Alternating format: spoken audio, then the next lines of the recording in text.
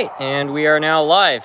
Currently got the American Freedom train and one of the new V-line locomotives out on the layout. Hopefully this one will stay on the track. It was doing some derailing before the live stream started, but it seems to be, well, it just derailed again. Anyways, looks like we've already got some people in here. I'll set it to live chat and try to read your comments out. In my most recent video, I actually got this locomotive. It was a find from eBay, and it was a custom Proto 2000 locomotive. Anyways, it was making some funny noises when I did that video. So since then, what I've done is I added some oil to the drive, and it seems to have quieted right down. So keep an eye on its performance, but so far I'm quite happy with it. The lighting system also has started working again too, which I don't remember doing in the live stream, so I don't know if the diodes had a problem or what the case is, but either way, I'm just happy to see that back. See if this re-rails itself. I think it did.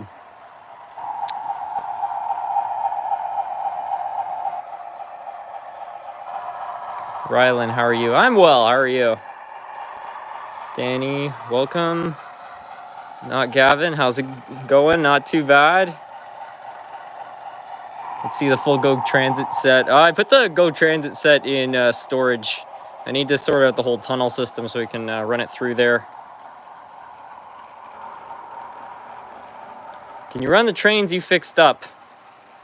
If there's one in particular you want to see, sure, but I think I've probably done about 120 repairs, so that request would take a long time to fulfill.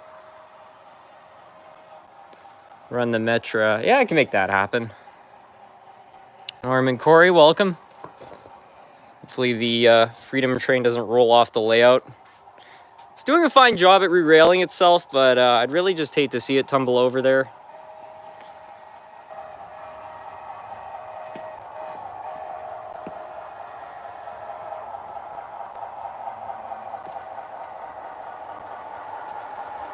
Here's the Metra. I'm gonna have to find the special car to hook it up. I'll probably try running these cars in the opposite direction too. I think that would look good. The Amtrak consist is sure fitting for the 4449.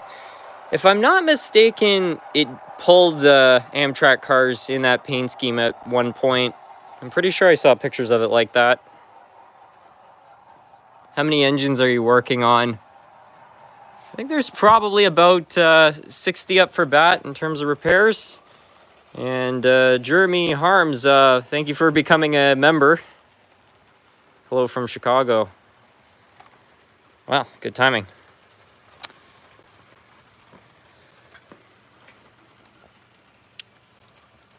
Do the 4449. The 4449 is just running. I think we're gonna run something else now.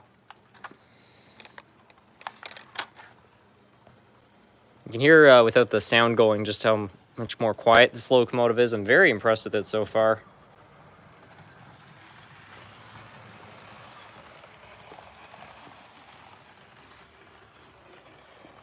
Just gonna shut this off before it trips out the controller. Do you have any Durham and Southern Railway equipment? I don't think I have anything from that railroad. SMT, do you have anything Sacramento Northern? It was a sub of Western Pacific in California with some incredible electric locomotives and some cool diesels. I don't think I do. I have some CalRail stuff, but I think that's probably the furthest out that way I would have equipment.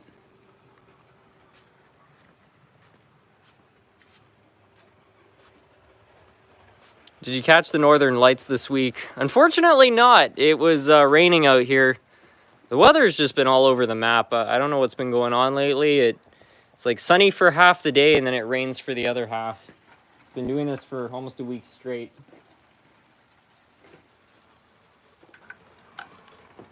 It's too bad. I'm part of some Oldsmobile car clubs, and there were people taking photos with their cars with the Northern Lights in the background. It looked really nice.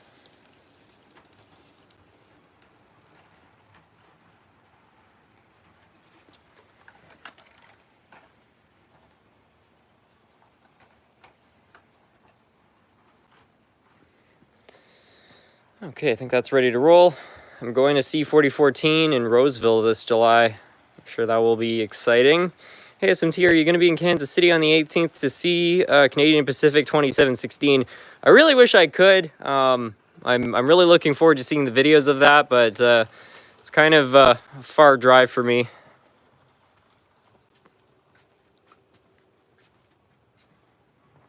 SMT, what are your thoughts on Bluebell ice cream? I don't recall ever having it.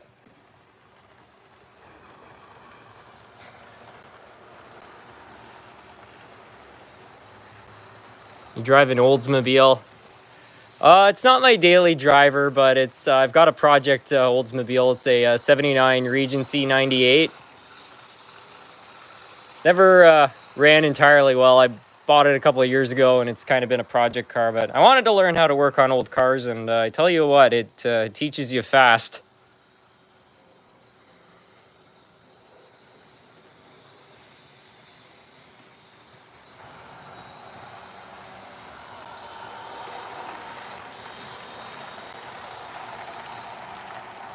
Why are containers for inner models so expensive? I think just because there's such a market for them. I've seen some people make container cars, like the actual containers out of cardboard and stuff though, so there are ways to build them cheaper if you're on a budget. What do you do outside of YouTube and model railroading? In terms of hobbies, well, classic car, that's one. Boats, that's another. Bit of horseback riding, paddle boarding. No, I've got a lot of different hobbies always on the go. Can you run a duplex locomotive? Not sure if I have one.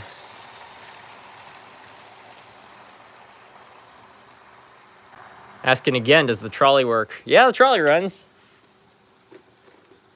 I don't know if it has enough zip to keep ahead of the life like. Let's see here. Well, I clearly wired it backwards, but yeah, you can see it runs. So the Metra locomotive is trying to get off work early. Let's see if this will couple itself, or if I have to go out there and sort it out. Nope. Let's try again. Kind of looks like something's wrong with the coupler. I wonder if it dropped one. That'd be funny. What will you do when you eventually hit 250,000 subscribers? Well, I don't know. I don't know if the channel will ever hit 250,000 subscribers, although I also thought it would never hit 10,000 or 100,000, so you never know. But I don't know. I don't have any specific goals in mind with the channel, you know. I'm just having fun with it and, you know, building some cool projects along the way. I tell you, though, it's led to a lot of good things, you know, over the years. Like, I've, you know, met people who I've become friends with and learned a lot through the community. So it's already led to enough that, you know, even at its current point, I'm totally happy with what it is. Hey, SMT, in a past live stream, I mentioned trying Hornby Flying Scotsman that wasn't working, the motor. I got a new magnet and she's running great. Thank you so much for the advice. I think I remember that comment. I believe I suggested getting it some neodymium magnets. So yeah, if that's the case, that's great to hear. For anybody who has a project too, if ever you have any questions, always feel free to ask me or put it in the comments here. A lot of knowledgeable people around. There we go. Can you run a Union Pacific Centennial? Yes. I think I had a request for a Spirit of 76 before that, so I'll throw that on there, but sure.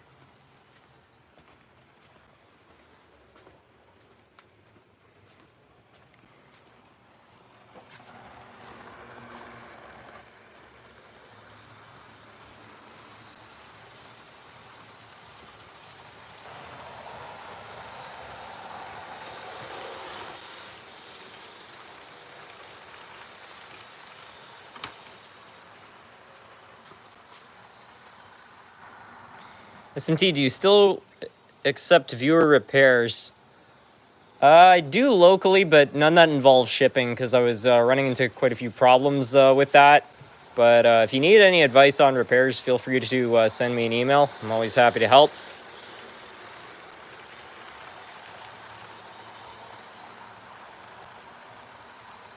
You helped me fix a big boy I got on eBay for $10. Oh, that's great. What's your favorite model? Probably the Hiawatha. It's from the amount of effort that's been put into it, plus the sentimental side of things. It's a pretty special engine. How do you make tunnels in the mountains? I'm thinking maybe paper mache. If you're talking about the tunnel portals themselves, you can buy those. They also sell molds, so you can make your own. I mean, you can build one out of cardboard if you want. The mountains themselves, though, are cardboard strips, and then I just cover that with deli paper soaked in watered down glue. And you throw some paint on there. I think it looks pretty good.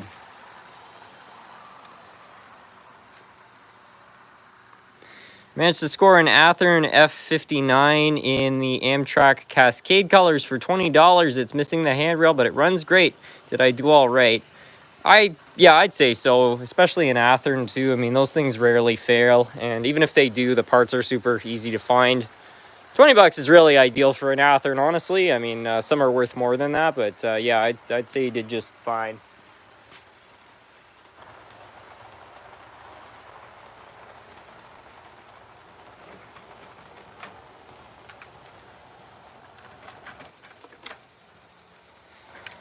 Okay, I got two Spirit of 76s. I don't know if either of them run, but we'll try them out here.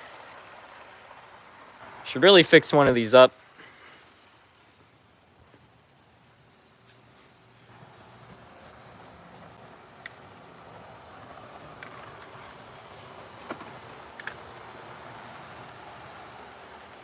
I'm also gonna have to run it backwards because it's only got a front coupler. I got an Athearn Daylight F7. Do you think it will run? I'd give it a high probability. I do a lot of videos where I, you know, open up boxes of locomotives that have been sitting for decades, and the vast majority of the time, you're dealing with an old Athearn, it starts.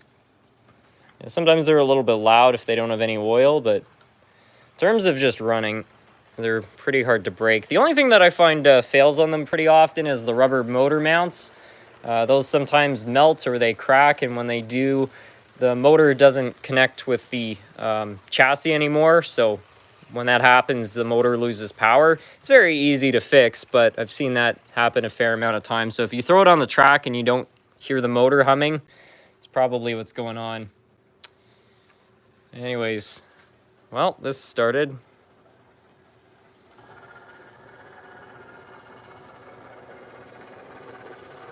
Might be a little bit too much weight. What are your opinions on the Bachmann Shrek Christmas locomotive? I don't hate it. It's really weird, though. I don't really know why they thought that was a good idea. It's like, you know, you're kind of combining three things which aren't related. A model train, Shrek, and Christmas time. Like, yeah, I don't know. It's a pretty odd locomotive. But it was made by Bachmann, who, in my opinion, are not known for making the greatest things out there. So I guess it kind of makes sense. If I found one at a good price, I'd probably buy it just for the meme. Canadian behavior, asking the real questions here, for sure.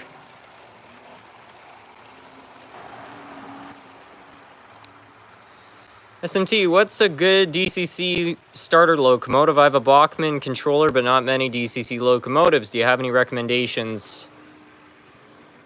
To be honest with you, I'm not much of an expert on DCC. I personally use a Digitrax DCS51. It's been a decent DCC controller, but there are a lot of other guys out there that like NCE. Digitrax and NCE seem to be the preferred choices for controllers, so I'd probably go with one or the other, but yeah, do some research. Again, there are newer models from Digitrax, which might be a little better, so probably be some comments in a moment too with suggestions, so we'll see what that is. SMT, I put in a super chat. Let me have a look. Oh yeah, here it is. Sorry about that. K-Rail Fan 78. SMT, will you ever buy an Iowa Interstate engine? Absolutely. As a matter of fact, I actually just ordered another QJ locomotive, which I'm going to turn into one of the two Iowa Interstate engines, the steam locomotives. But I wouldn't mind buying a regular Iowa Interstate engine, the ones that have paint schemes similar to the Rock Island. I think those look really good.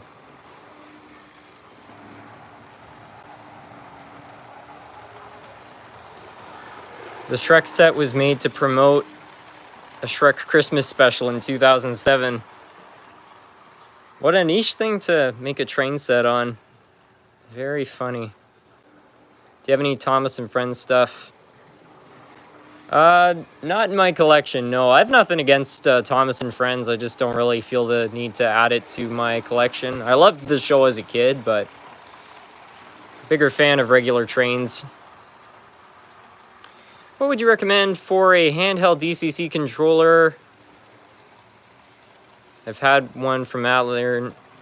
Also, I have an Atlas and Athearn. Both have a problem with not picking up power every now and again. Any ideas why that might not be? Well, I think if you haven't already, I'd just try cleaning the wheels. Kind of sounds just like a dirty wheel or track issue, but yeah, I don't know. That's what I'd do first. If they're both having contact problems, because Athearns and Atlas engines are not really known for having those sorts of issues, so it's probably just dirty track.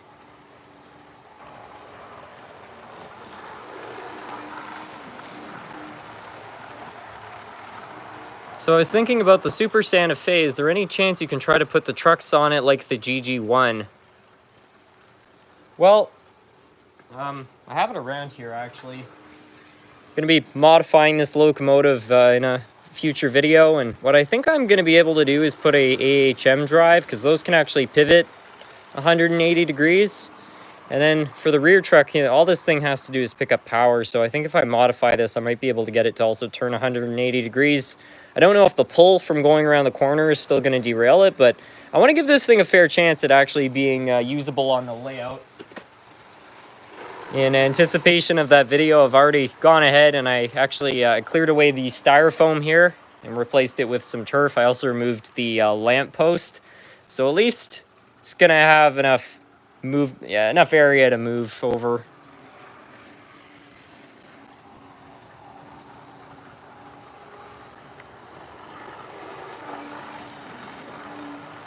Would you ever consider making a complete locomotive count? I think so. A lot of people have requested that. A lot of people want there to be a video where I run every single engine in the collection. I'm certainly open to that, but I've estimated it would be about a 4-hour video, so if I do that, it's going to have to be a week where I've got a lot of time on my hands. Any updates on the Chinese locomotive? Well, since the video, I removed the elephant ears, the smoke deflectors, that's what those are called. And I removed all the Chinese State Railways logos off of it. Added a bit of paint to the running board here. Still a long ways from being RJ Corman number 2008, but it's a little bit more similar.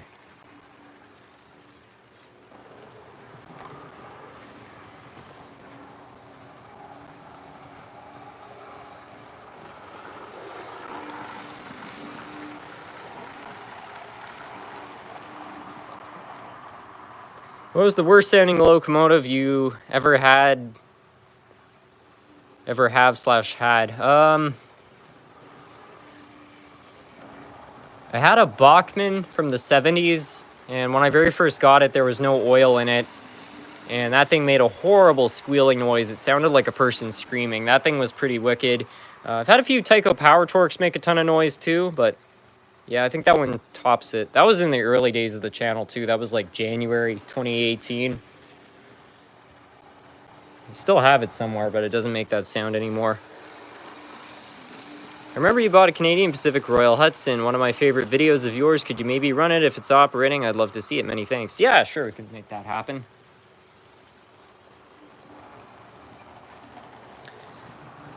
Hi Harrison, do you have a Bachmann Texas Chugger?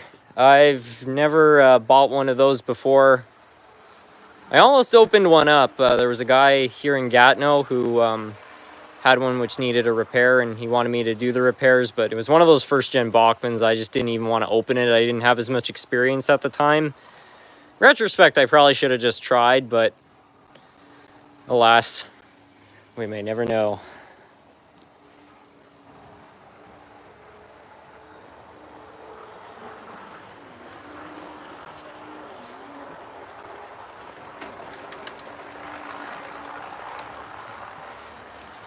I don't understand why this passenger car, which has been operating fine for the last half hour or so, is all of a sudden just derailing every time. It's kind of weird. Let's see if it does it again.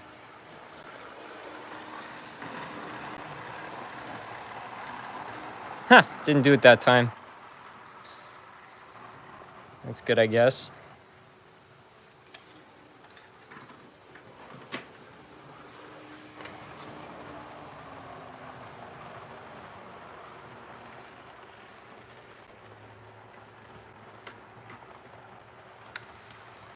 Well, I gotta give the old Power Torque credit. Got the job done there. What engine would you want and what would fit well on the layout? Well, my all-time dream locomotive is finding a green version of the Riverossi Hiawatha. I think the likelihood of ever finding one is almost nothing. I've never even seen a picture of them, but Riverossi supposedly made them, so that'd be the end-all be-all collector's item. Other than that, I think I'd like to add some more BNSF H2 locomotives. I've actually got a couple ready to be unboxed. There's going to be a whole train simulator video with this layout coming up. It's going to be something new. I don't want to spoil that too much, though. Hey, Harrison, if you have a Swiss Crocodile, could you please run it? I wish I did. It's one of the few engines I don't have in the collection. If I ever find one at a good price, though, I'd be sure to add it. What do you do with all the rolling stock you don't use? I've got a few storage bins which I put excess rolling stock into, but I turn over the rolling stock, so some months, I'll be running the Go Transit cars. Other months, I'll have the New York Central set out and stuff. I mix up the freight cars every once in a while. Just I don't know, just keep things a little bit different. So there's always turnover.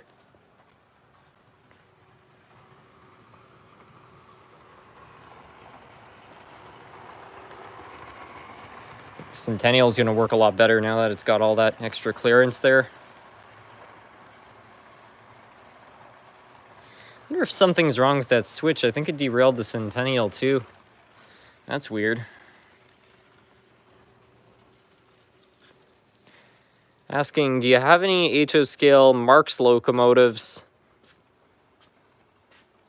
I've got a couple Marx 040s, but I think that's about it. I used to have a Marx, I think it was an F3 or something like that. It was some kind of F unit. And anyways, I had it for a while. It was a good locomotive. I did a video where I repaired it. It was in horrible condition when I got it, but I just didn't find myself using it that much, so I ended up getting rid of it.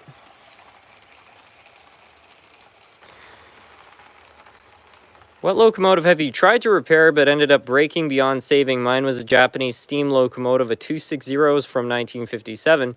The motor crumbled in my hand and there's no replacement for it. I've had a couple. The first one that comes to mind is a Bachmann consolidation. It was one of those ones which had the quartering problem. And I tried to repair it. I got the quartering all sorted out. Everything was going fine. And then one of the drivers snapped off and there was no way it was going to go back on. So I ended up giving up on that one. There was also an N-scale engine, an 040 I think it was, or an 060. I can't remember which. But similar to your experience, the commutator, something had happened to it and it crumbled. So there wasn't much I could do about that. There's definitely been some others, but that's what comes to mind.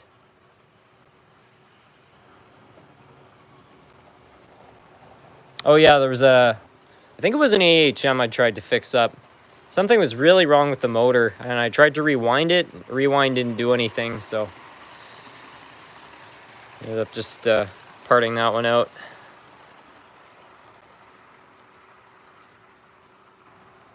I used to have a bunch of circus cars. Do you have any?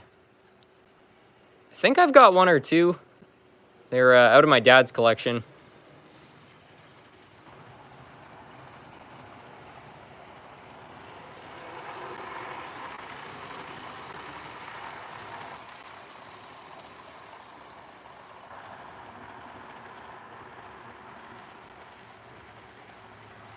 A quick shot of the, oh yeah, Chris and Dom's KFC.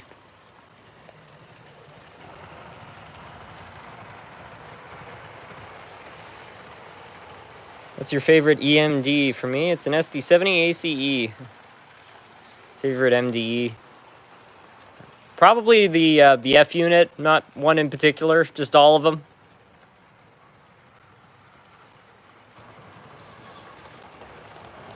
I just looked up the Riverossi Hiawatha and found a black one. Yeah, they had one that was black with red wheels, but apparently there was a dark green one. But it's so rare there aren't any pictures of it. I mean, it's possible they never actually made them, but they're cited in pamphlets from Riverossi, so it's possible maybe there's one out there. If there is, it might be one of the most rare HO locomotives in existence. Probably worth an arm and a leg, but you never know. I remember I used to be part of a Riverossi Hiawatha forum, and there was a guy who actually found a Riverossi Hiawatha at a train show for $5. So sometimes you do come across miracle ones. If you try to buy one on eBay, they usually run you like $1,000.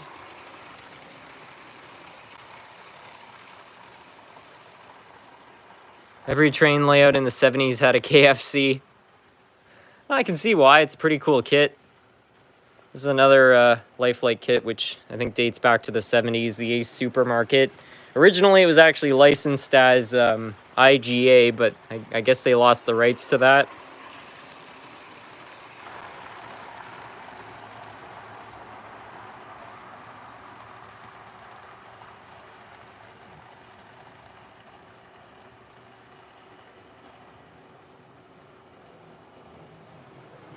What's your opinion on British locomotives? There's a lot of good ones out there. I think the designs, with the Deltics having opposed pistons and stuff were impressive. And in terms of speed, I mean, for steam locomotives, the British, I believe, made the world's fastest steam engine, so that's very impressive. I personally am a bigger fan of the looks of most North American engines, but certainly does not play down what they managed to accomplish.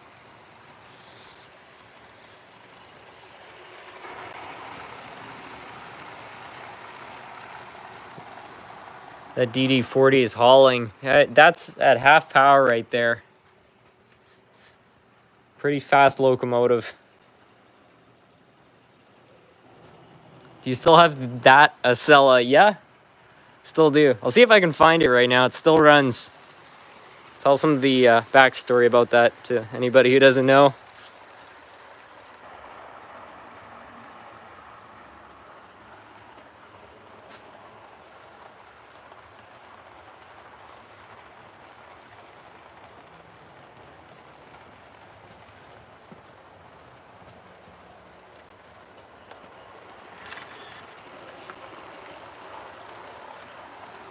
Pretty sure this is it.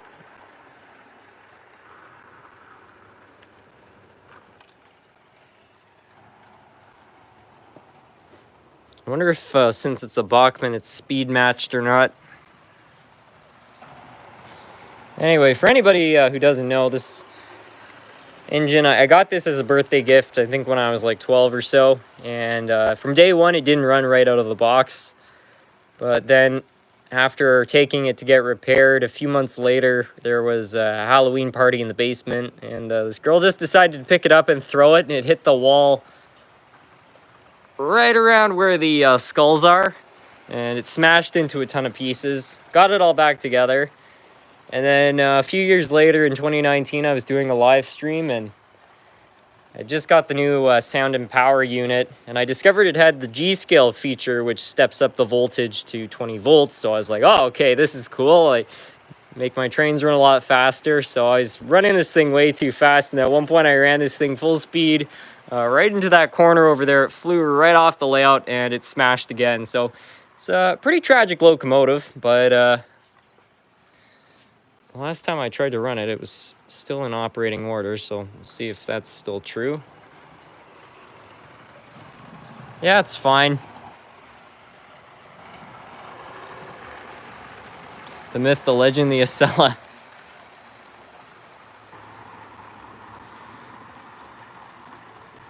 definitely has at least one bad gear. It makes a really quiet kind of thumping noise as it goes around.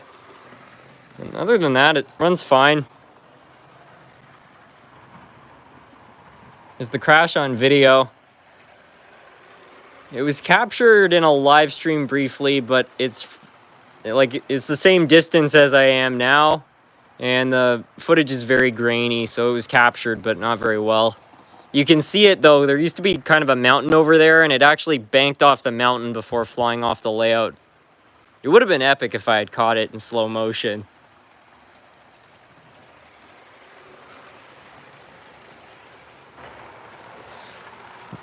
I'd hate to be the guy in that passenger car. Can you imagine seeing this flying up behind you?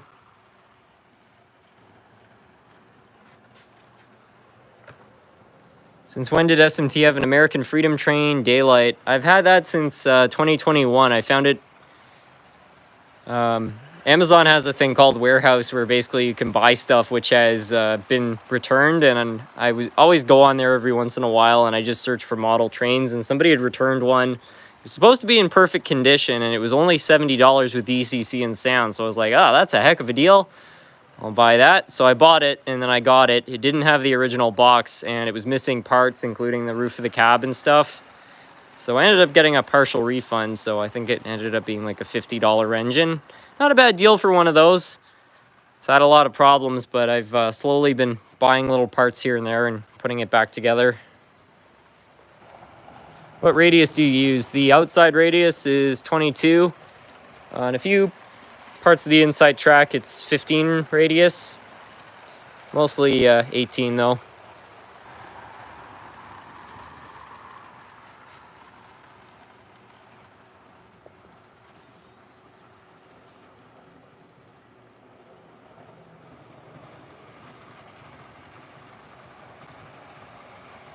Does the 040 on display by the tramway run? If not, can you give us a close-up view and tell us the story of it? Pretty sure it does run.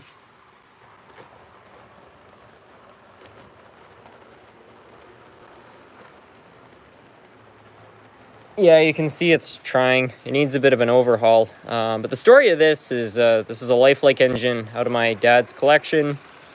And unfortunately, years ago, me and my grandfather... I was trying to basically rebuild his old layout at my grandparents' house when I was a kid. Me and my grandfather accidentally hooked up the track to the accessories terminal, and we didn't realize it, and we put this on the track, and it ended up burning out the motor. A few years ago, I managed to throw a motor in it, but it's a 3-volt motor, so it's way too much power for it. It's also not very high torque.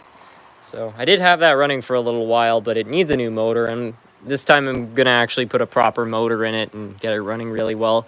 But the reason it was made a display piece is because for all the years it was burnt out. I figured instead of it just sitting on a shelf where it would never do anything, why not put it on the layout? And you see this too in small towns all around them. Somewhere out in New Hampshire, there's a town that has one of these engines on display. I guess just since they were easy to move, a lot of towns decided to make them kind of a centerpiece. What if you do a video for it?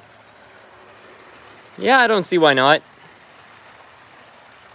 Just need to find the right kind of motor. Have you done anything with the 3D printer? No, I still need to get working on that.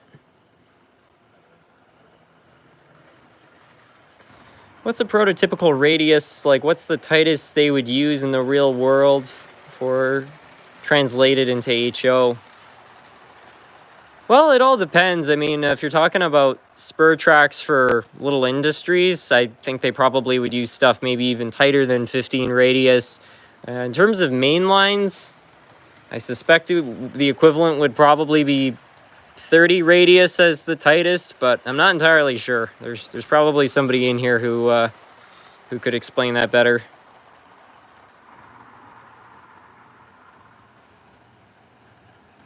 But I've seen videos, especially in Mexico, I guess, where maybe the regulations are a little more loose. They have these super windy tracks through the mountains, and they look like they're 15 radius or 18 radius, whatever the equivalent is.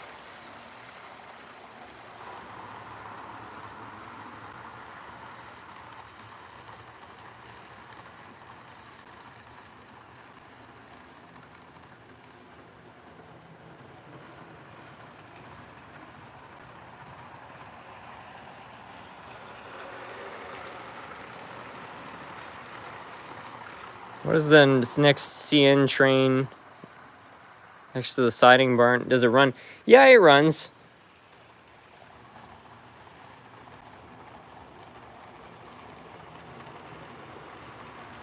SMT, I'd like to see in one of your videos or live streams all the Amtraks that you own. The track pushing each other around. I did a video running all my Amtrak locomotives.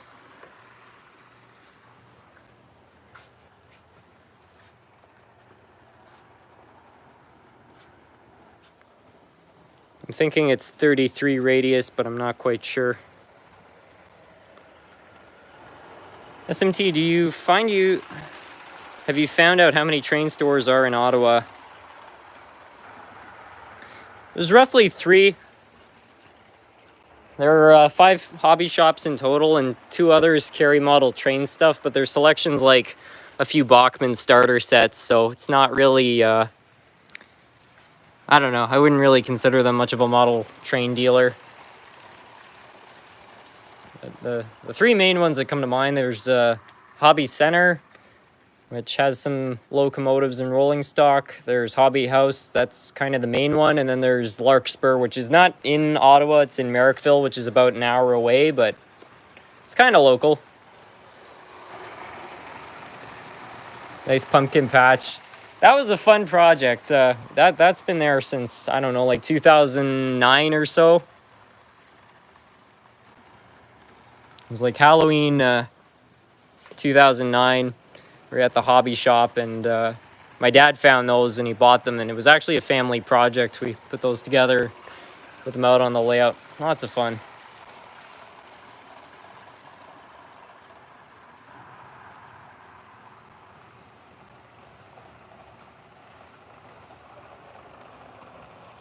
Do you sell trains on eBay? I never have, no.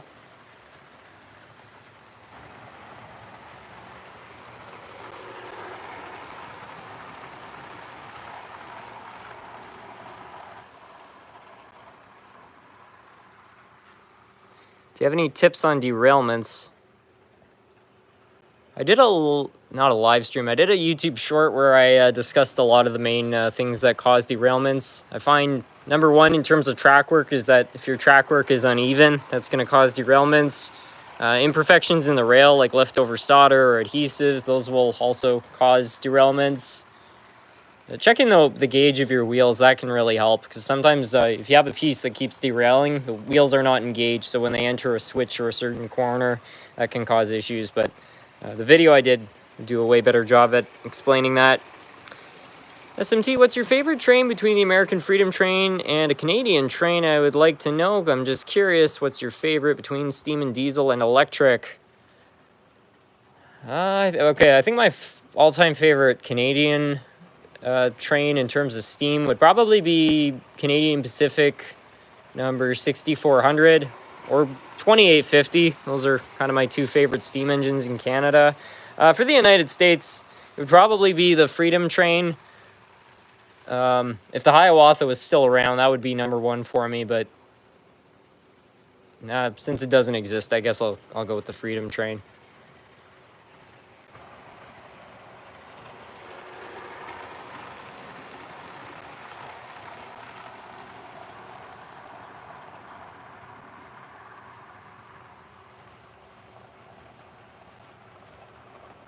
How's the speeder going?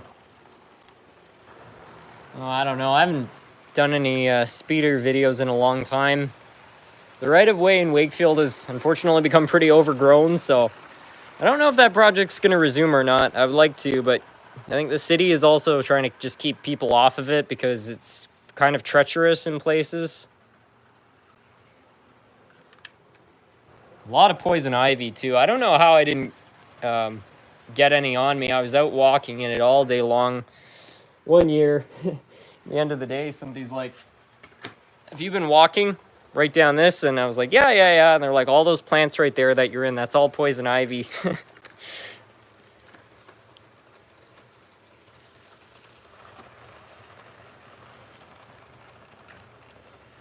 think the coupler on this might not be so good.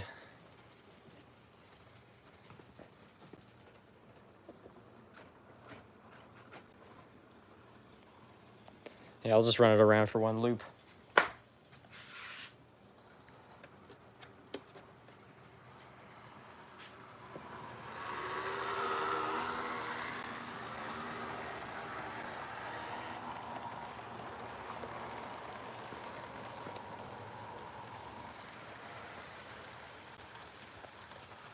What kind of CN locomotive is that? I think it's a Century 430. Or it's probably not a 430 because I think the 430s only have 4 axles, whereas this one has 6. So I don't know. There's somebody out there who would know better. Can you run a main central locomotive for us in New England? Yeah, sure. Let me go find one. I've got a couple.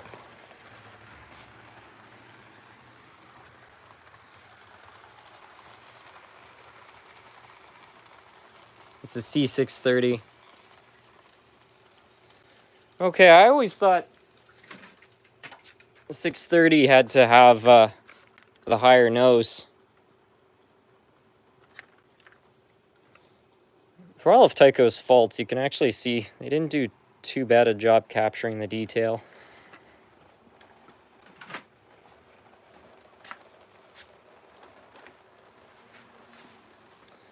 And as for main central locomotives, I know I've definitely gotten, I think it's in E8.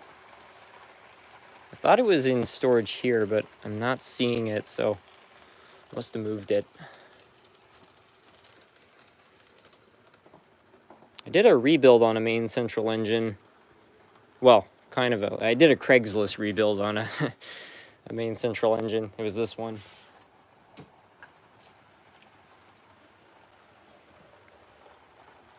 I got this thing in 2008 at Larkspur Line. One of probably the smoothest engines I have. It's very quiet. Unfortunately, as a kid, I wasn't being very careful with it, and I ran it through some ballast, and that got sucked up into the gearbox, and then it ended up destroying the decoder. Anyways, recently I managed to get all the ballast and stuff out, and then what I did was I bypassed the decoder completely. The motor was having some electrical problems, so... Anyways, runs a lot better. I also threw a wheat bulb in it.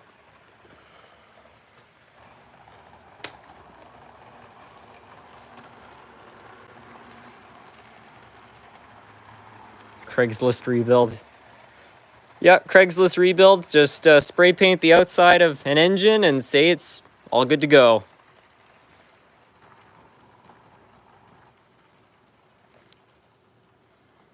I remember one time on Facebook Marketplace, there was this guy selling this old van, and I guess he thought that if he just threw some paint on it, he could make it look super like futuristic and modern and hide all the rust. But he really just went to town with the silver paint, and he painted over the headlights, the marker lights, just like he painted over everything, the whole bottom of the truck. He didn't mask around the windows or anything. Like, it was such a bad job, it wasn't even funny. And I'm like, well, what is this guy thinking? Like, no one's gonna notice? So I don't think you could even drive that off the lot before having a problem. Uh-oh.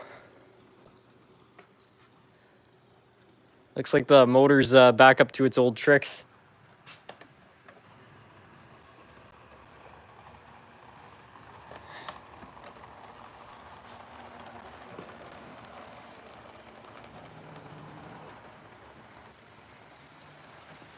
I don't know why it does this. Like, randomly the motor will just have super high current draw, and it will go right back to normal.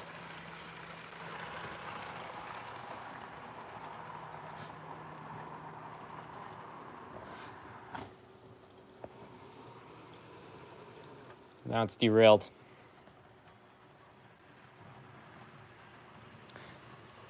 SMT, do you have any locomotives that make steam? I used to have well, the QJ used to make steam. Unfortunately, that doesn't work. And then I used to have a smoke unit in one of my old Bachmann engines, but that also failed.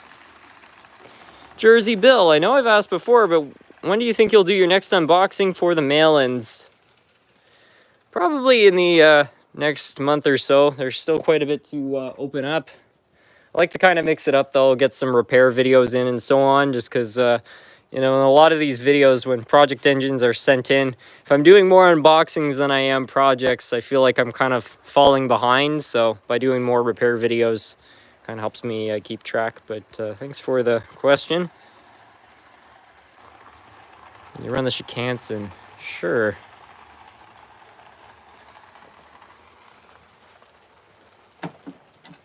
Just gonna run the locomotive on its own because last time the coupler was a little bit messed up.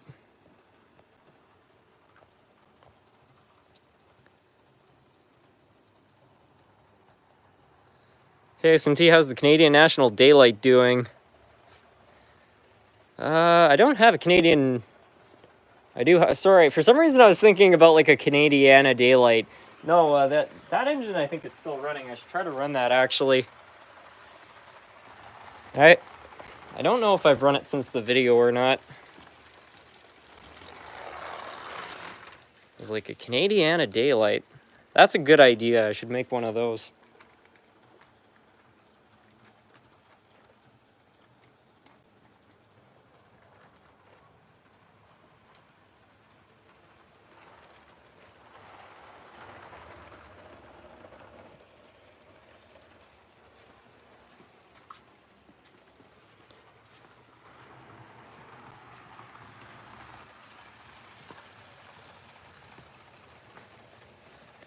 We get the Royal Hudson running on this live stream.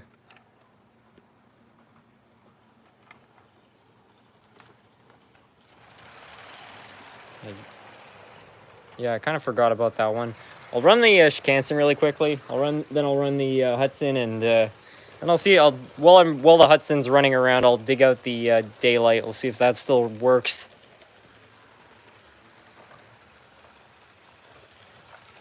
This time I'll run the Shikansen in this direction to hopefully not run off the track.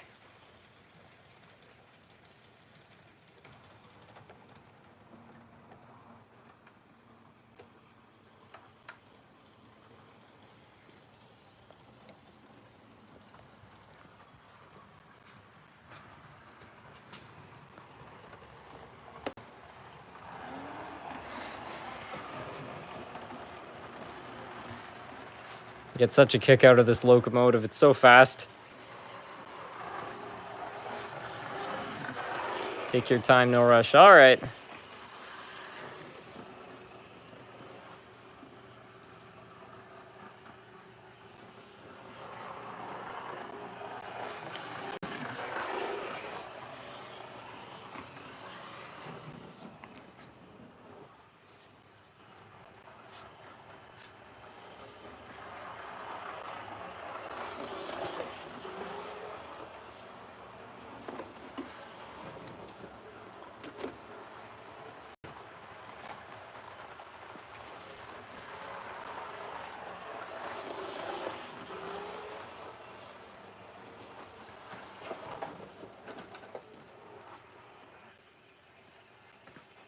Spaceballs.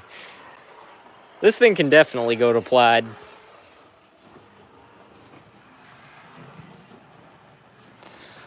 All right, here we go. Ludicrous speed.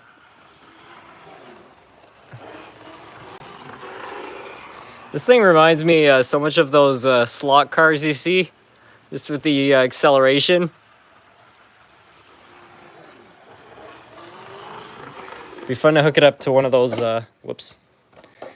one of those Tyco turbo train controllers, you know, the slot car style ones. Be a lot of fun.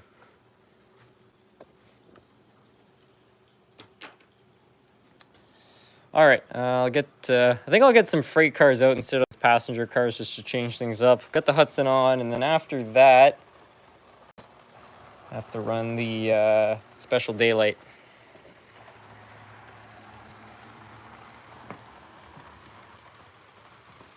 SMT, have you seen the Angry Grandpa videos? I don't think they make them anymore, but yeah, I remember watching those back in the day. Those were pretty funny.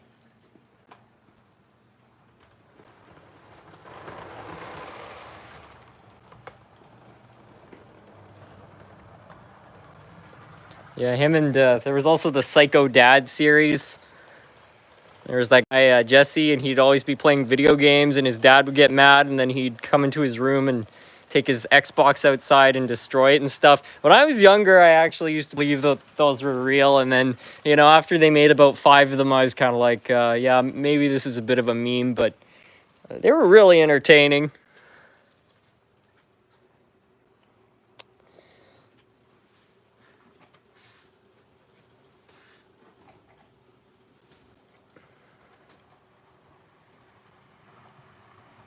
How's the Hershey's factory?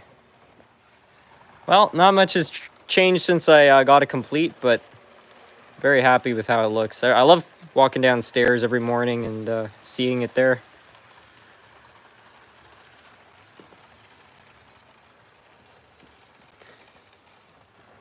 Are you familiar with the book/series called The Bad Guys? I don't think I've heard of that.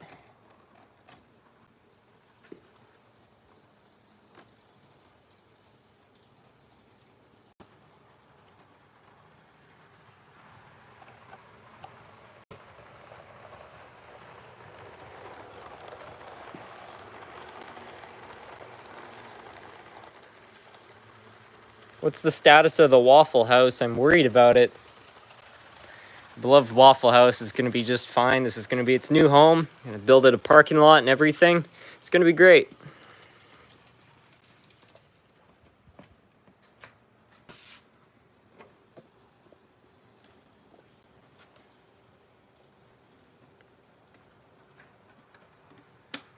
Front steps are not looking so good on this engine. I wonder if they're going to snag on the locomotive. No, they just barely clear.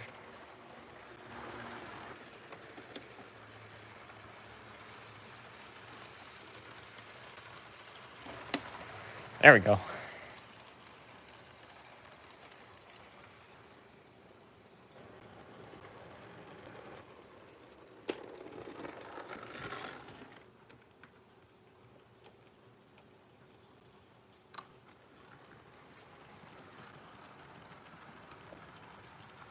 The citizens need a fight club. Give them Waffle House.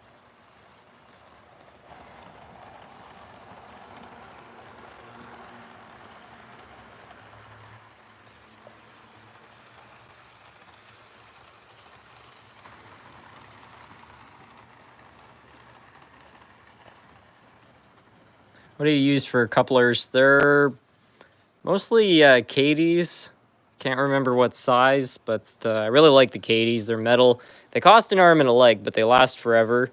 Other than that, I'm pretty happy with the horn hook couplers. I know a lot of people out there disagree about that. I mean, they're not very good looking, but I don't know, I used to swap them out for Bachmann Easy Make couplers, but honestly, I find the horn hook couplers more reliable than cheap knuckle couplers. So either go big or go home. Multiverse Follow, thank you so much for the super chat. Today is my birthday. 3 days till the train show. Well, happy birthday. Hope you have fun at the train show. Run the big boy. Yeah, okay, we can run the big boy. I'll run the daylight engine first, though. SMT, where can I find replacement trucks for old Bachmann and Tyco rolling stock? I think that Rapido, Walthers, and possibly Athearn sell replacements. There are definitely some other makes out there, but yeah, there's a lot of options for replacements.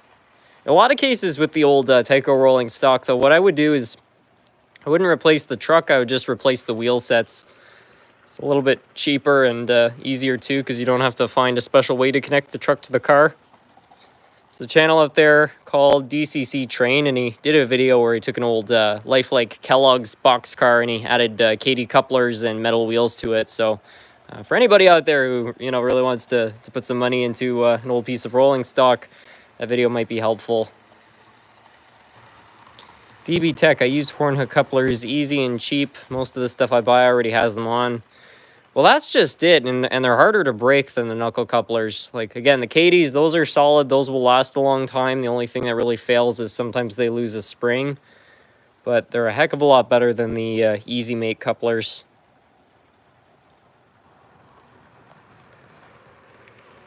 Sorry to bother you, SMT, but I have a Southern Pacific U-boat. number 7151. I'm not sure who it's made by. It runs decently, but it derails on any angle or turn. Do you have any suggestions on how to fix it? If it's derailing, I would check to make sure, you know, take the trucks and try wiggling them from side to side, see if they kind of lock up, see if they can turn. Maybe they're stuck. And also try turning them up and kind of down like that. Just see if they're locked up, see if there's anything on the locomotive, like any plastic getting in the way. Could also be something on the inside. Sometimes wires inside the engine become loose and they get in the way, or maybe there's a wire that's too stiff. It's a bunch of different things that could be causing that, but I'd just try messing around with it a bit. You might be able to find out what's going on. Thank you. I guess we shouldn't use the term replacement. My dad has an old collection. Some of the cars are missing their truck entirely. Okay, yeah, well, in that case, I guess why not go out and buy some new ones. You could just buy a parts lot on eBay, though, if you just want to find something to throw on them.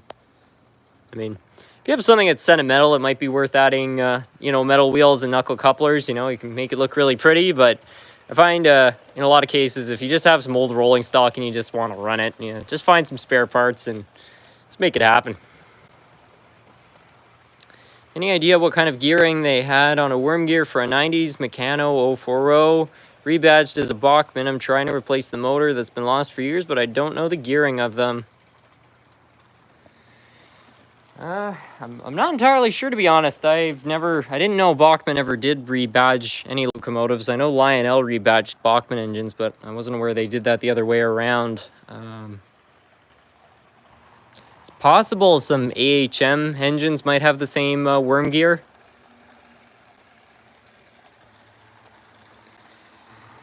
Electric Railway Productions, thank you so much for the super chat. How many streamlined engines do you have? Also, can you run your Richard Dreyfuss Hudson? Yeah, we can run the Richard Dreyfuss. Streamlined locomotives, let's see.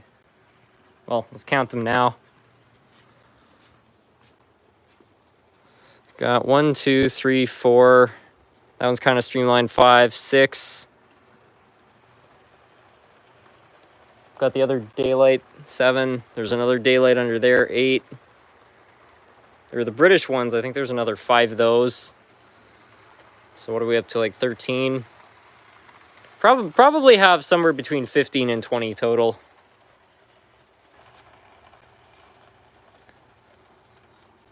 Run the Blue Goose. Okay, let me get the Dreyfuss. The Dreyfuss, Dreyfuss, the Blue Goose.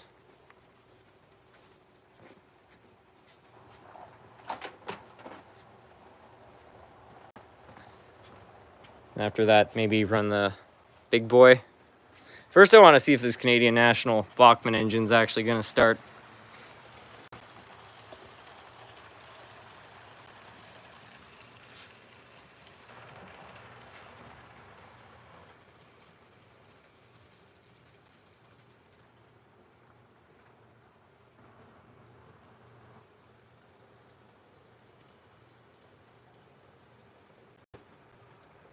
The goat. Yeah, that blue goose is a miracle. I don't know how much longer it's going to last, but it's hanging in there.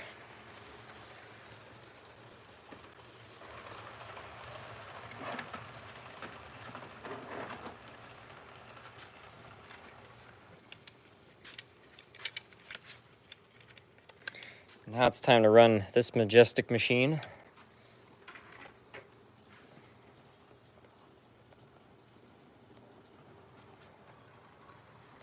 What would you rate Bachmann Thomas locomotives?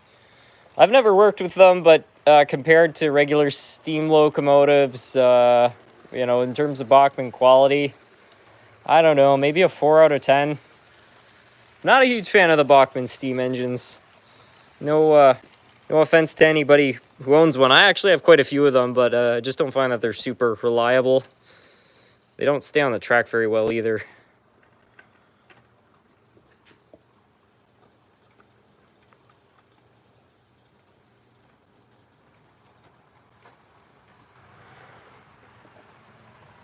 Speaking of Bachmann steam locomotives, let's see if this first gen starts. Well, that's good. It's pretty much entirely being held together by crazy glue. Now, it looks like we got another super chat here. Won't let me click it. Where is it?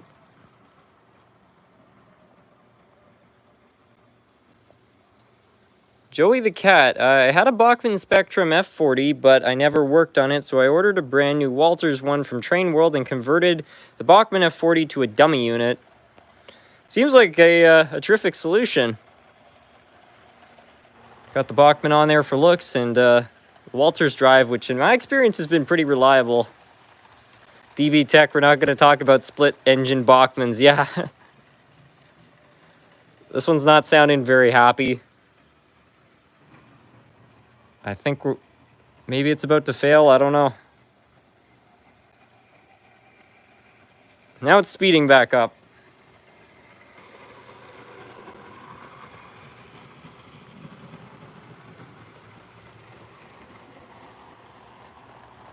I don't know. It's okay.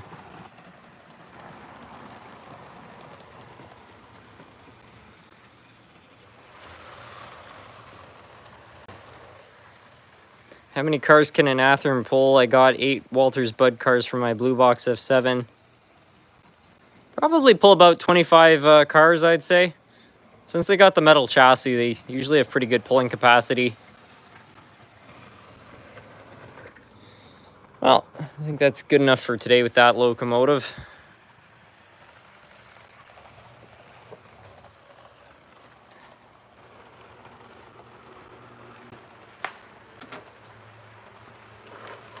Let's see if I can run the Richard Dreyfuss Hudson. Do you have a favorite car or a dream car? My all-time dream, like, I don't know, I guess favorite dream car would be like a 1969 or probably a 1971 Dodge Charger. My grandfather used to own one of those. But honestly, I'm very happy with my Oldsmobile. I really like the way it looks. If I could get it spring perfectly, that would be nice, but we'll see how that goes.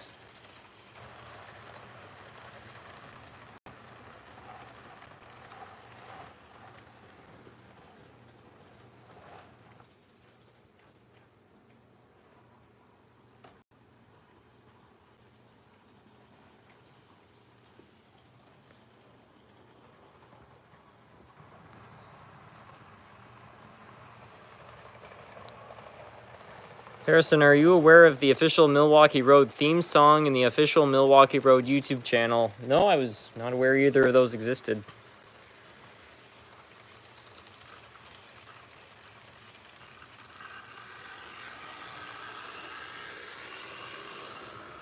Well, here goes the Richard Dreyfuss. Seems to be running pretty well. Depends on the locomotive when it comes to Athearn stuff. They can haul as few as 10 cars, but one like the Genesis 2.0 70 ACU can haul well over 60 cars. I don't know. Let's see. I'll go through my collection here. We'll find kind of your basic Athearn. We'll do a quick test here.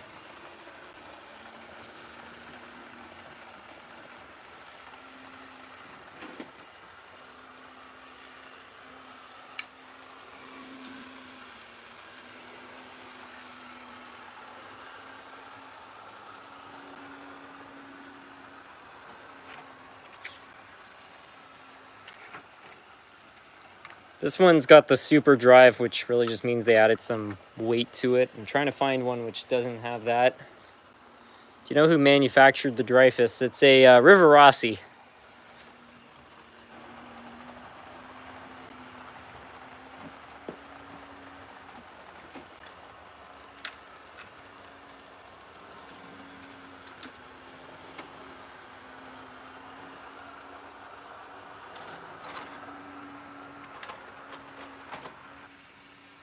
Well, I can't seem to find an Athearn engine that's not the super puller, so I think I'm just going to take the weight out of this one for the second test, but let's try stringing a bunch of cars to this one and see what happens here.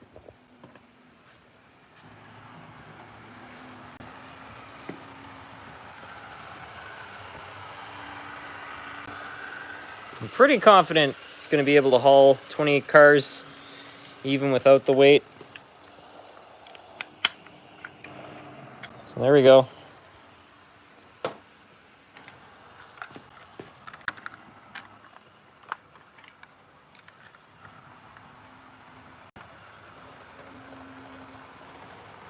That's what I'll do. I'll get this running off the same power supply as the main line, and I'll just run the V-line locomotive.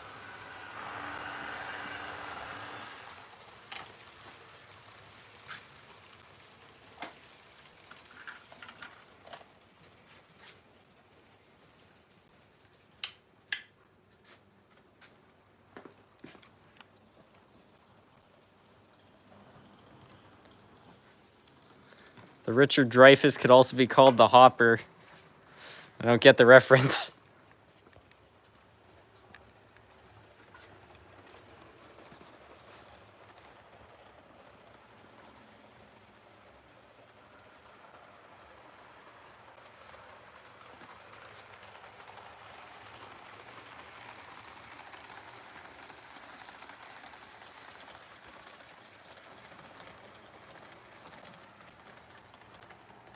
Gotta realign those switches before I forget.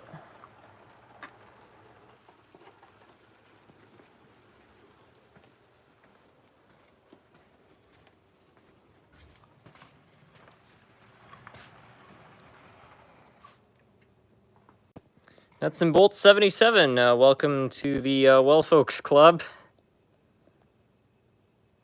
Just watched the official Milwaukee Road theme song. I thought it was NS's pretty good.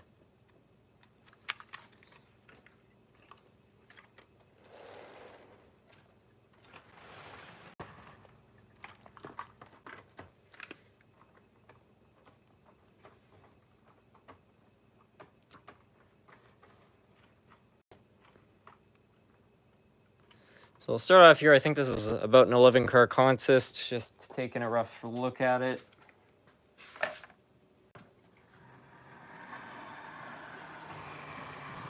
So far it seems okay with that. Let's try yoking the Amtrak cars.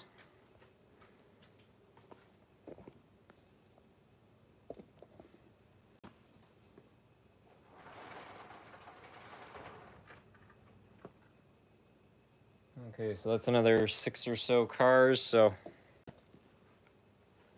think we're roughly up to like 17 cars or so.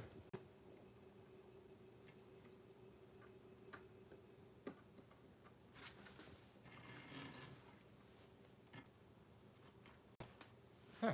This Amtrak, or this Athearn engine seems to be having a bit of an electrical issue.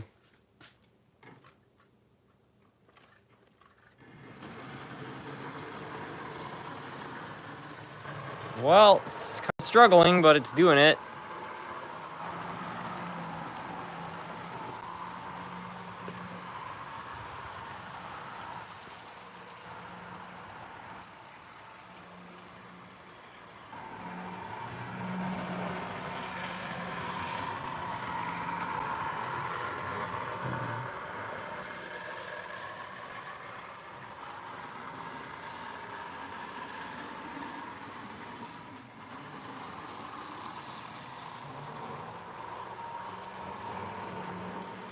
So there we go. That's about 17.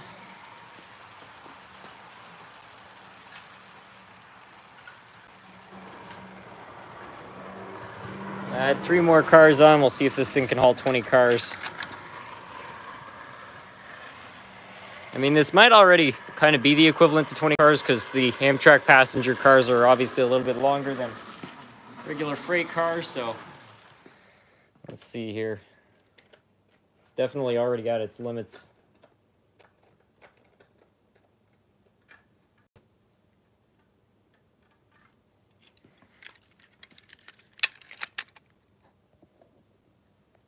Thank you so much for testing. Well, it's always good to know this stuff. Oh yeah, that's missing a coupler.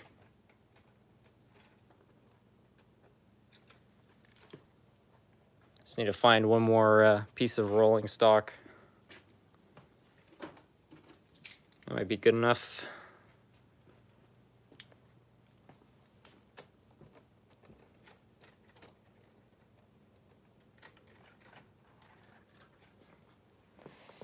Okay, Athern, this is the time to prove yourself.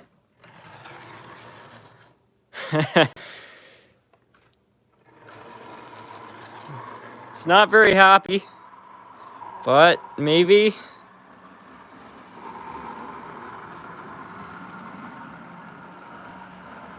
The rolling resistance of the cars will affect the pulling capacity. Yeah, that's completely true. If these were all freshly oiled, it wouldn't be as hard on it. Let's see if it will make it a complete lap here. The layout's a little bit slanted, so it's kind of coming uphill right here. So it's not an entirely fair test. Hasn't stopped yet. Yep.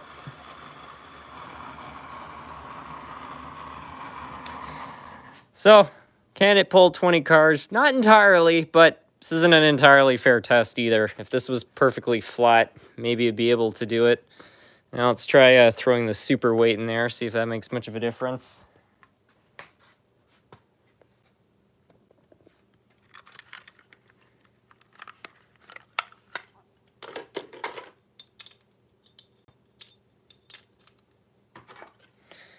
Weight reinstalled.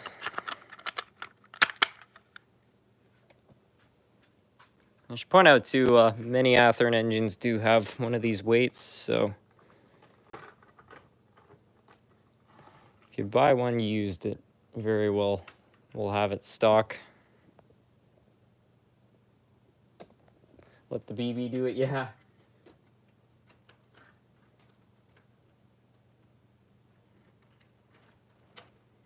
Yeah, I tell you what too, this is a heavy train. Okay.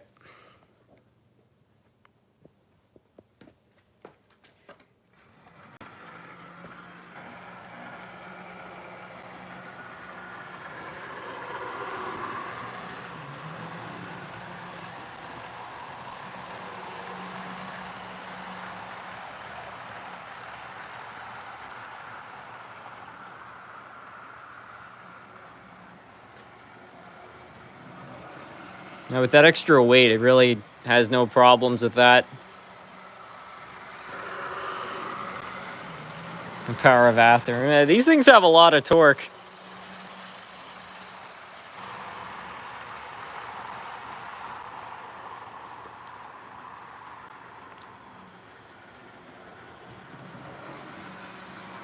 Or the rail cars weighted. Some of them are, yeah. Not all of them. All of the passenger cars have added weight to them, so these are pretty heavy on their own. A lot of the box cars are just as they came from the factory, though, so they have like a little sheet of steel on the floor, but that's about it.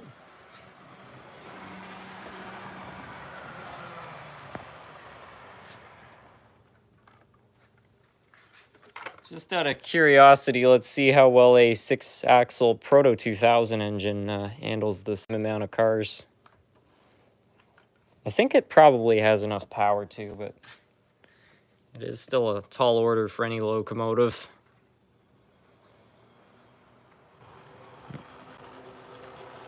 Seems fine.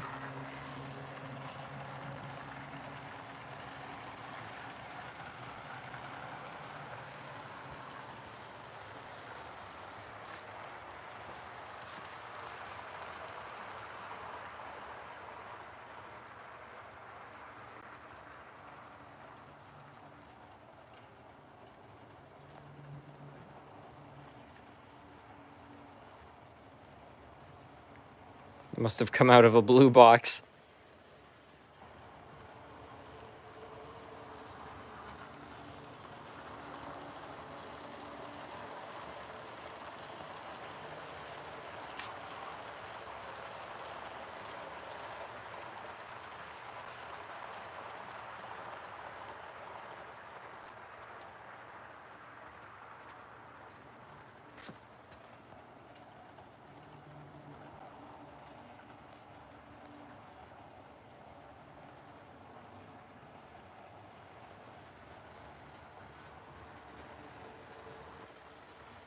I wonder how an all-wheel drive modern Bachmann diesel would compare. Well, let's find out.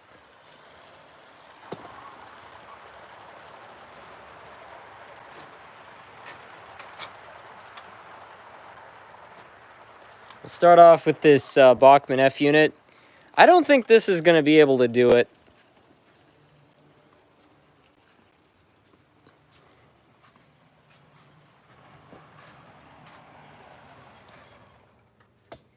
Now, to be fair, this is a starter set engine from Bachmann, but it is all-wheel drive, and it does have a metal chassis, so it's got about that going for it, but I don't think it's heavier than the Athearn, even with without the weight. So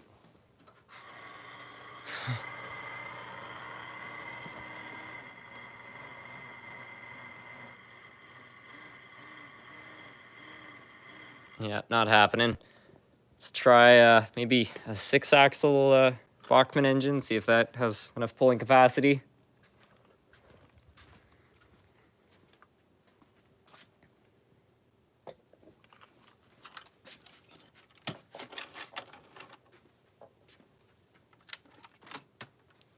Now, this is a this is a Bachmann Spectrum engine, so it's a little heftier. I think this one might be able to pull these cars.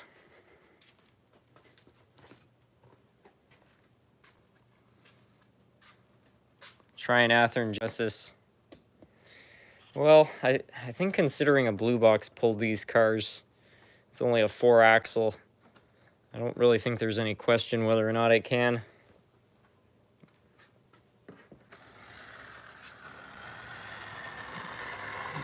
Seems okay.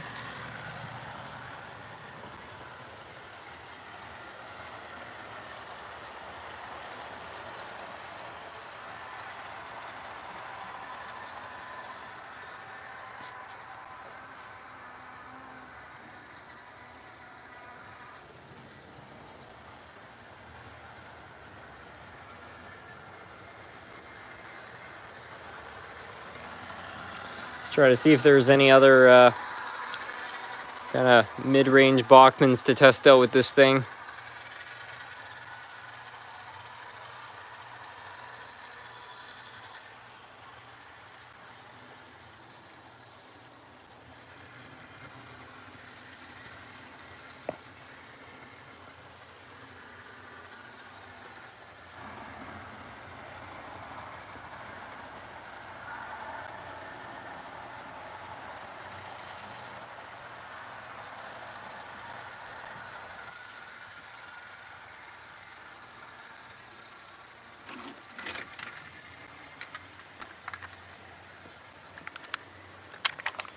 Can't really find anything lighter than the CSX engine that's heavier than that starter set engine.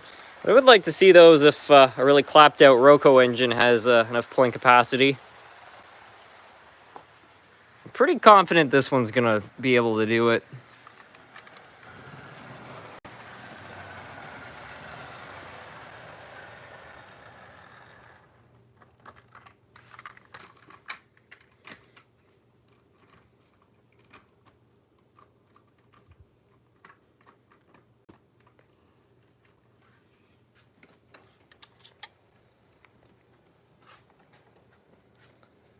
Okay, it's not terribly happy, but it's pulling them. It's also pulling about an amp of power, so I don't know how much longer I should let it do that.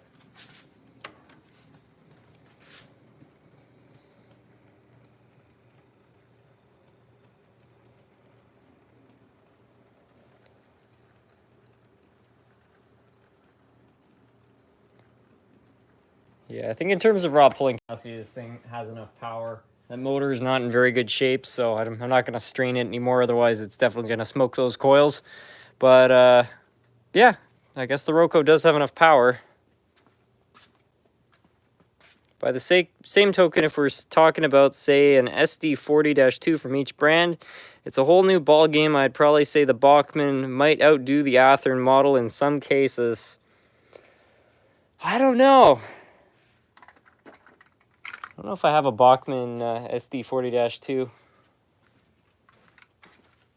But against the blue box, I just don't think the Bachmanns, unless they added weight to the shell, I don't think they would have more weight than an Athearn, because something the old Athearns have, which is a huge advantage, is the really old ones have steel wheels, which sometimes grip the track a little bit better than nickel silver, since the metal is more porous.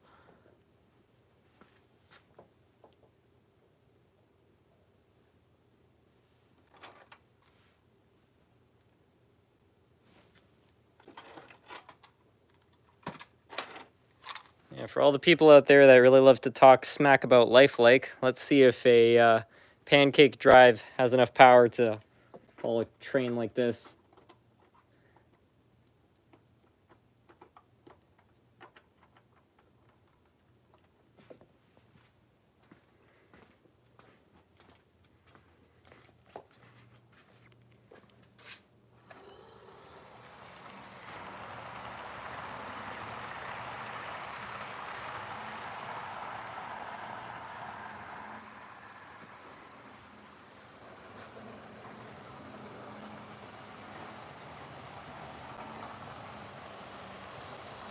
Are you sure that's a lifelike?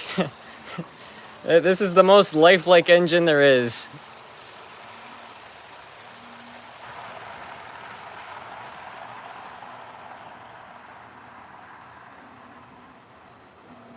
It really depends on which version of the Athearn SD40-2. If you put against the Bachmann model, if you're talking about a more recent Athearn RTR SD40-2, the Bachmann is probably stronger. Maybe. I haven't worked with as many of the new Athearn engines, so I'm not 100% sure, but yeah, I don't know, it'd be interesting. I think whichever weighs more has probably got the advantage.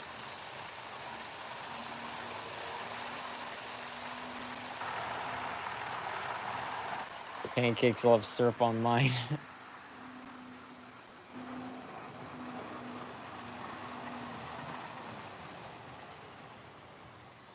Well, there you have it. Apparently, a lifelike engine does have enough power. I mean, these kind of misleading results in the sense that this has tires, so it's going to have a bit of a pulling capacity advantage there. But still, that motor has got enough torque to pull this train. I don't think a Bachmann F-unit of the same vintage from Bachmann would be able to. I mean, the motor itself is probably about the same amount of power, but in terms of traction without the dual tire setup, which Bachmann decided not to go with, ain't gonna happen.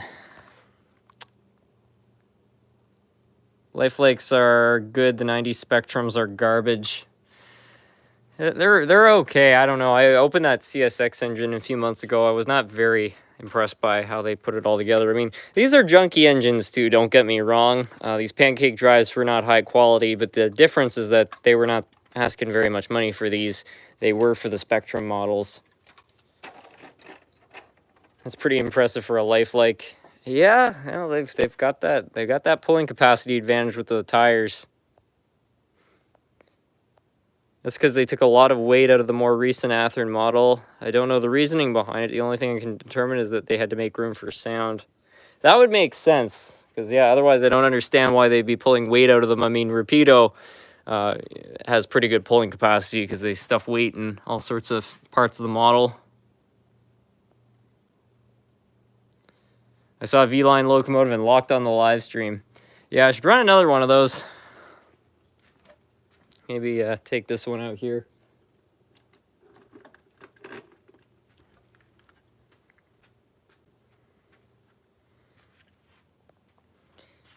AXL's dad, thank you for becoming a member of the channel.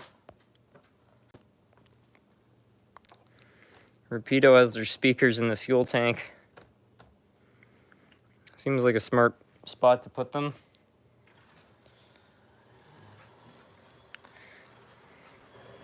Yeah, it's kind of crazy though that, you know, this $300 Acela train has wheel slip and the lifelike doesn't.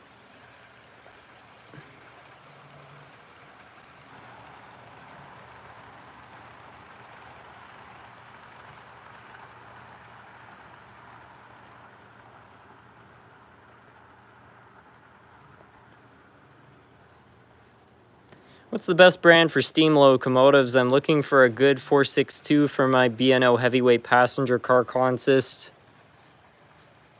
Can't say as much for modern brands. In terms of vintage brands, I'm a huge fan of the Mahano locomotives. They're not like #1 in terms of detail, but they're decent looking models and they're super reliable. Usually are pretty affordable too. Broadway Limited. Yeah, Broadway Limited, I think generally their products are pretty good. I've heard some mixed things from people having issues with them, but I think that was mostly with some of their older releases. Athearn Genesis, I'm a little less sure. I really like Athearn in terms of their diesels. I still feel like they make a good product in terms of their diesel engines, but all the Athearn steam engines I've ever worked on, the old ones and the new ones, they've all been very strange.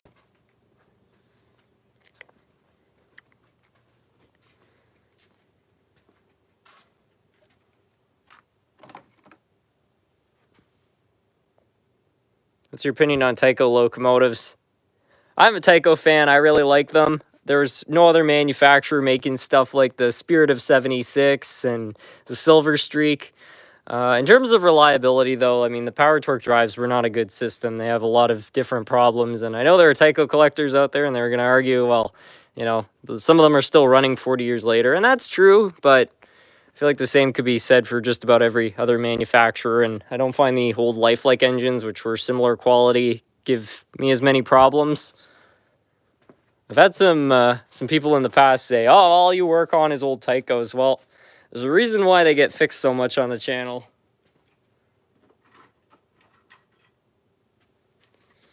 Anyway, I guess we'll throw this on here.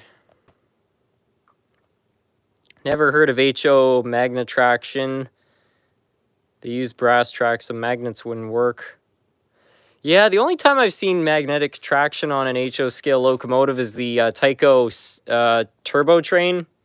But they didn't have electromagnetic traction. They just had magnets for the motor, and the magnets for the motor were oriented in such a way that they would actually help the model grip the track. It worked okay.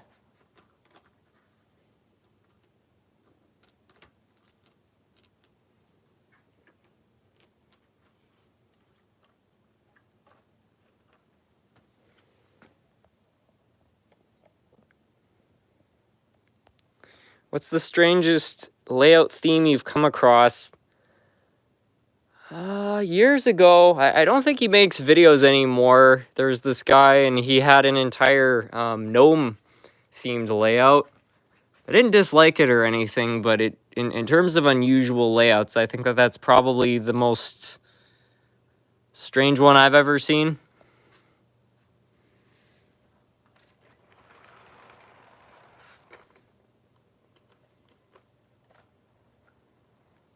Well, locomotives are like old cars, no computer to screw things up. So true.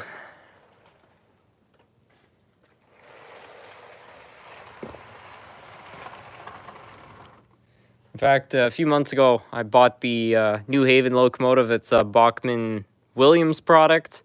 I like this locomotive. It seems like a pretty good one, but a lot of people were telling me not to use it with my ZW controller without modifying it because this has a computer, and apparently, I guess that can cause voltage spikes and actually fry it. Never had that problem with any of the post-war Lionels I've ever had, so... More features, but also more problems.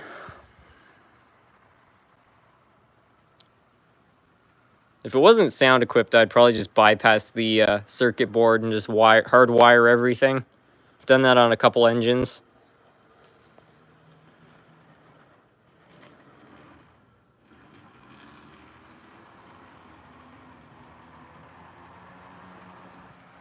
I'm looking into getting a Bachmann NNW 611 as my first locomotive with DCC and sound for $280. Is this a good choice, or should I choose something a little bit cheaper? If it's brand new, I feel like that's okay. Again, I'm not a huge fan of the Bachmann steam engines, but it should be fine. The only thing I would not do is buy an old one, because the older NNW engines would have the split chassis, which you really don't want, but the new ones with DCC and sound should be fine.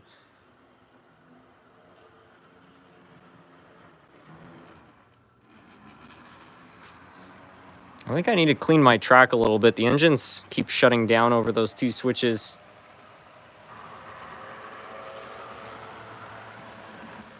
What are good cheap passenger cars I could get for under $20? Probably the old Athearn or Riverossi cars. Yeah, I've seen cars like this going at a train show for about 15 bucks a piece.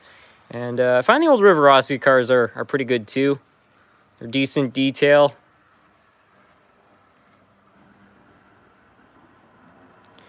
Hey SMT, how do you think model railroading will be in the next 50 to 70 years?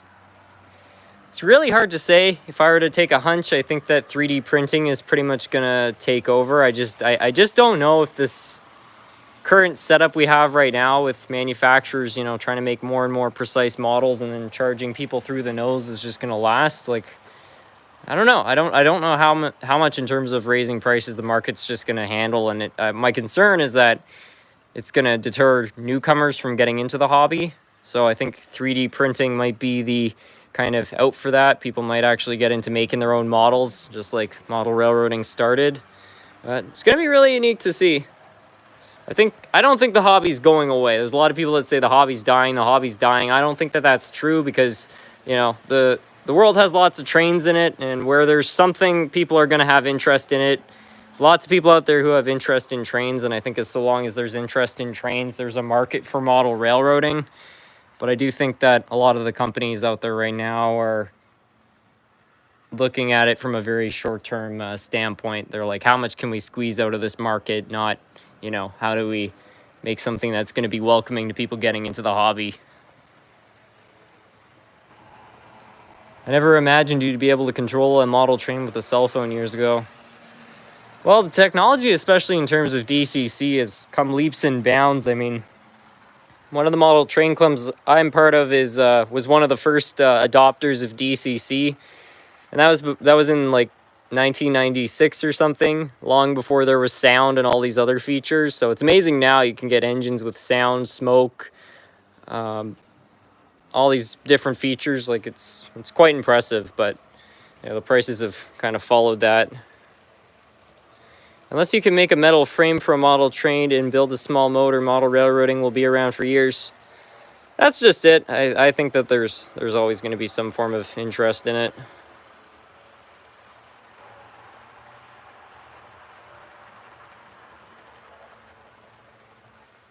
SMT, get some cleaning cars and put one on each train. You never have to worry about the track. I probably should. I'm pretty sure Peter Wacko actually sent in a cleaning car. I should go find that and throw that on here.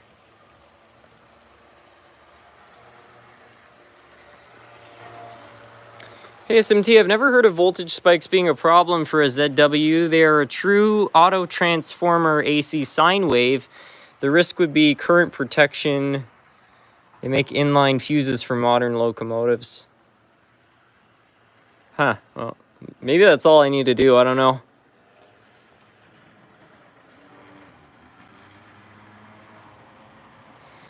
Well, SMT, I think there's a very vocal minority who want model railroading to be more detailed and look at those models that are budget-friendly as toys and should be banned from the hobby.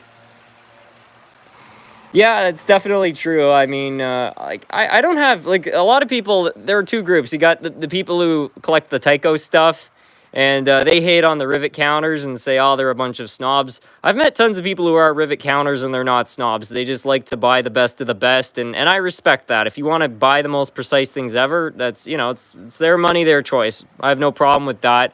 The only people I have a bit of an issue with are the ones who buy the high-end stuff and then they kind of, you know, have this superiority complex over the Tyco collectors. You know, they just see them as the peasants of the model railroading community, and I really don't like that, because it's, you know, it's that kind of attitude which I think is really hurting the hobby.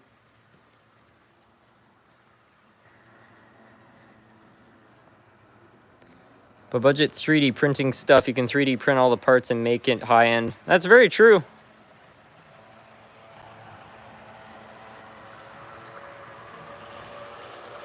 How's Nerf Cat? Nerf Kitty's doing pretty well.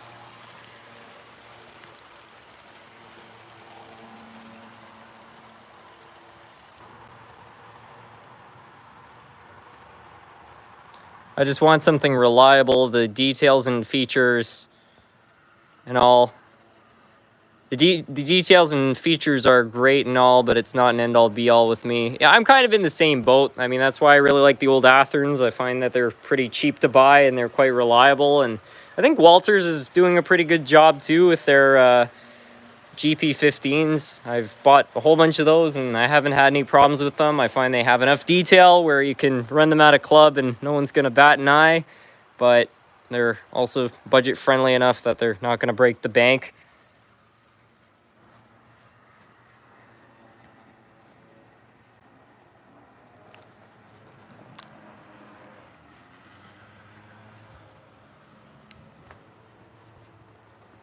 I just wish there was still the equivalent to like a Lifelike or a Tyco out there. Like, you know, I have nothing against there being some higher end brands out there. It's good to have different options, but it just seems like ever since Lifelike went under, Bachmann has just been raising their prices. And I think it's because they don't really have any competition in town. I mean, in terms of making budget locomotives, there isn't anybody else around except Walthers.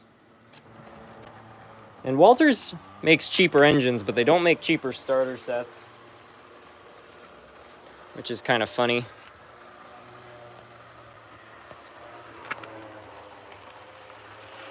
SMT, I've been a subscriber since 6K. Can you please run the Pennsylvania T1? If so, can you run any TGV? Sure. I'll run the Blue Goose first because I said I was going to run that earlier, but yeah, we can definitely run the T1. Hello from the land down under. Always enjoy watching videos. Thank you.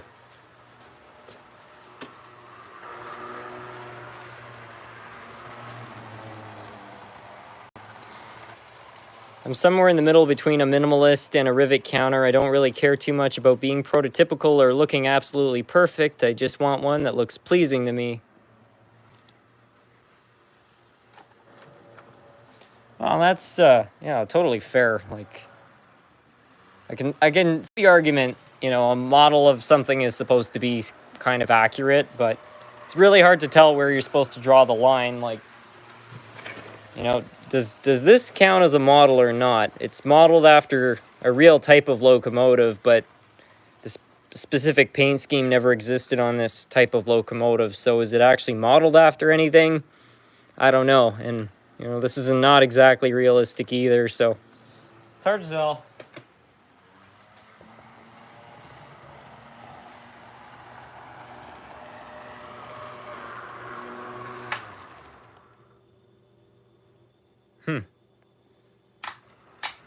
Oh, there we go.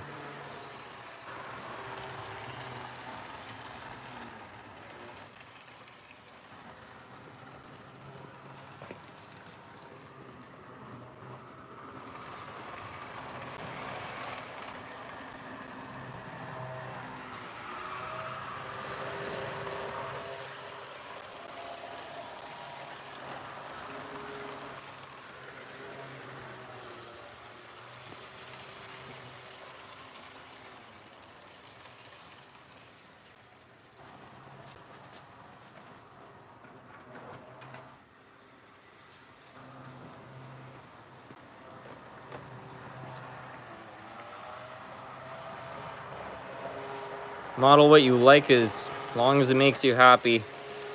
Wise words to live by.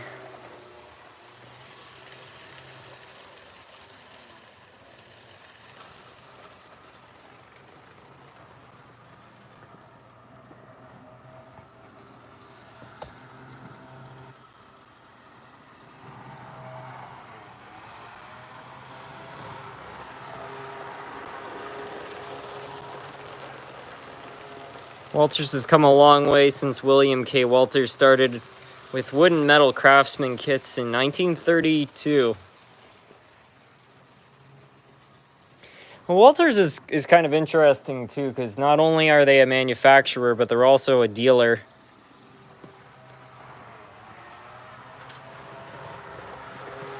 It's almost like a hardware store. You've got the house brand, and then you've got all the other ones.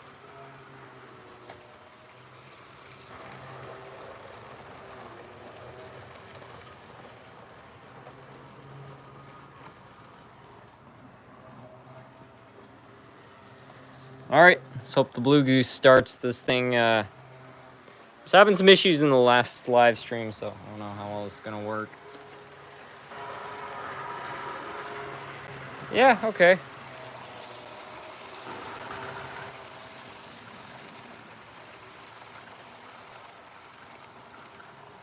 Conrail steam locomotive never existed, yet O-Scale has them. I saw one, a Conrail steam locomotive on eBay a few days ago. It was an HO model, but I think it was custom made by someone. Actually, it's not true. I think either Lifelike or AHM might have made one for a little while, a Conrail 040.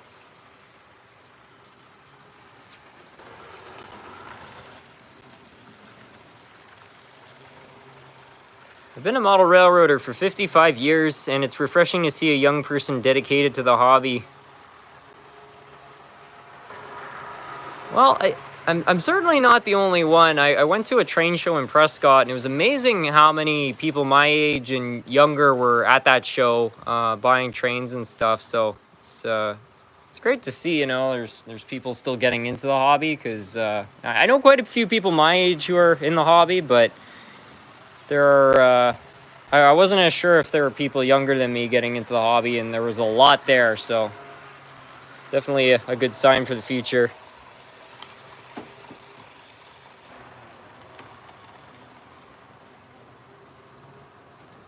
What model train was a disappointment? There's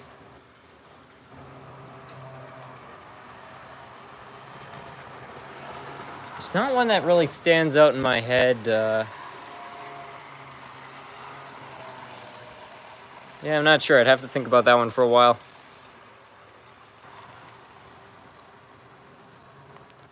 I'm 14 and in the hobby. Yeah, exactly. That's exactly what the hobby needs. People getting into it.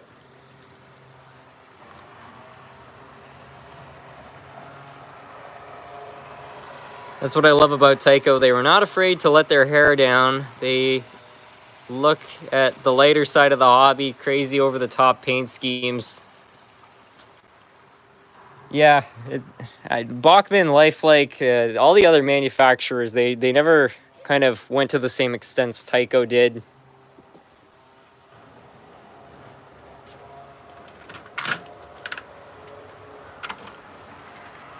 I would have loved to have seen footage from the 70s back when this, well, 70s or 80s, I can't remember what year this was introduced, but, you know, a boardroom with all the guys, their tuxedos, hair slicked back, and talking about, we need a new product, something that's really going to stand out.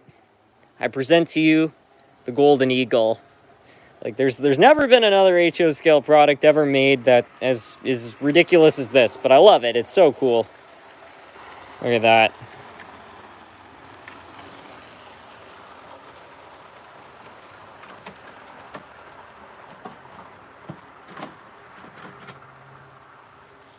It's like the same thing with this too, like just all chrome.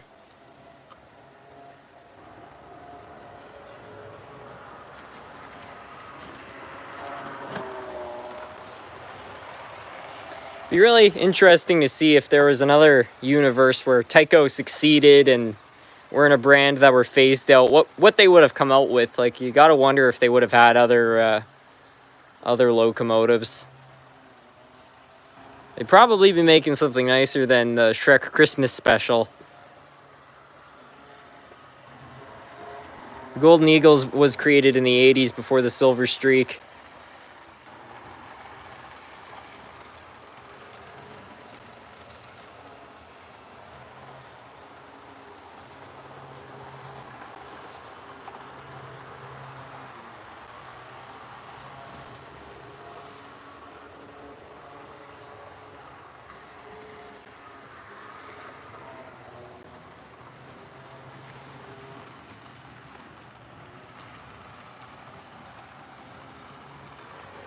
I don't think Walthers has put out a catalog for years now. I had a 1982 50th anniversary catalog with the black cover.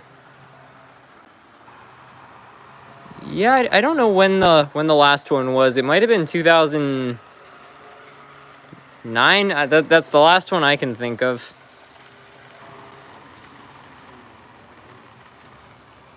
I still have my 2008 Walthers catalog. Oh my god, I loved going through that thing as a kid.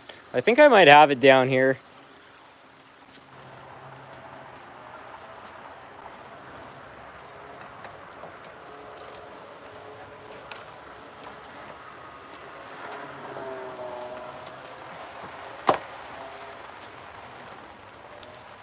Here's my Walthers 2008 catalog. You can see it's definitely had a lot of love over the years.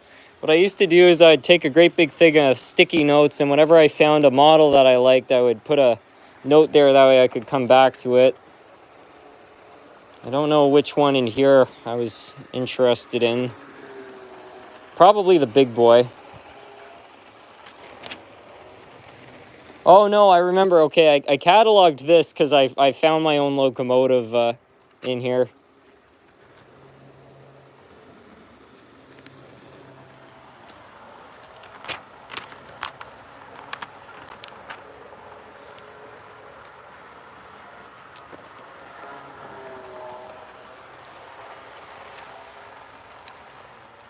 This was another one which I had.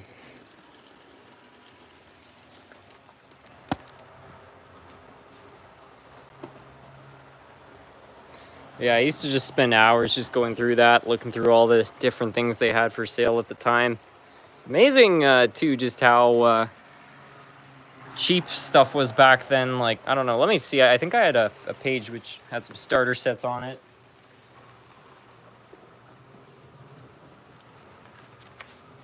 Let's see if I can find it here. Back when Lifelike was still making stuff. Some section of this that...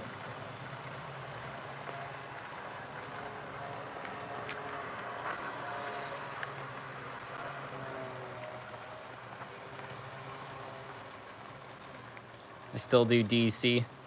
DC is a lot of fun. Nothing against DC.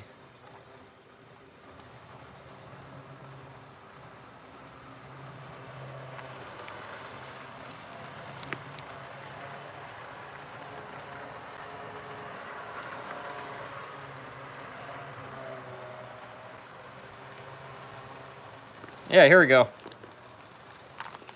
Yeah, so here was your 2008 sets, and you can see, you know, you could buy a basic set for $54. Got a slightly more advanced one, the Santa Fe Flyer, that was $85. Even some of the bigger train sets, like the Freightliner, I mean, that was about $90. Now, to be fair, you know, this is going back to 2008, so if you factor in inflation, it's going to be a little bit higher. But if you compare these 2008 prices to what some of these sets go for today, like, you know, the Bachmann DCC set, you can see it used to have an MSRP of $250. That same set, I think on eBay now goes for $400-something. It's crazy. And, hey, it's the Shrek set. Even Bachmann then, though, like $99, you know? It's not a horrible deal, honestly. Got this Hershey set, too. $120. They were just starting to kind of get into this whole price thing.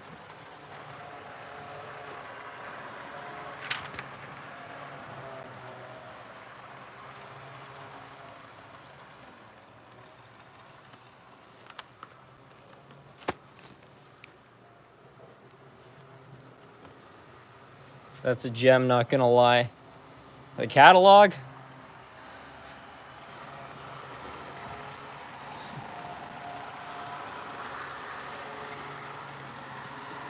Sears JCPenney's the best.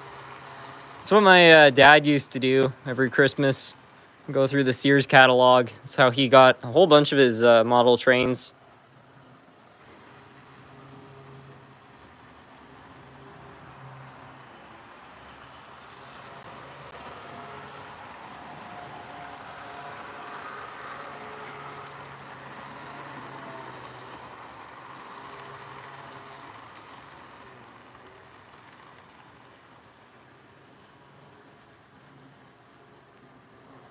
I love this channel. You're like the oddity of archive model trains.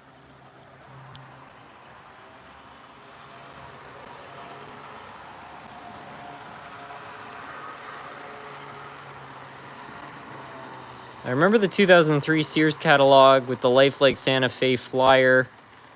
I begged my mom for that one and she got it. I still have the Locomotive and most of the cars from it.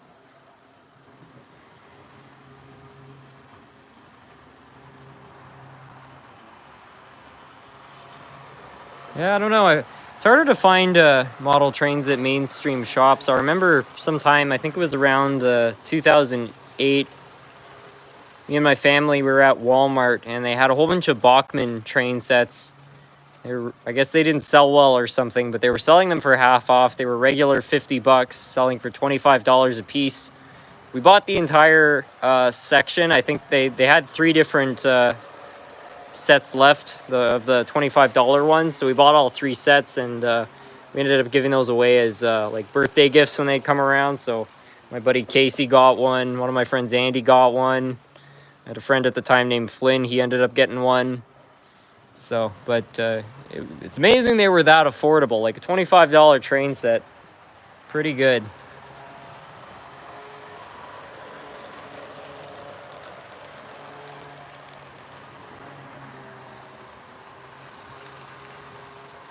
Do you use Athearn Genesis? I have an Athearn Genesis Big Boy 4014.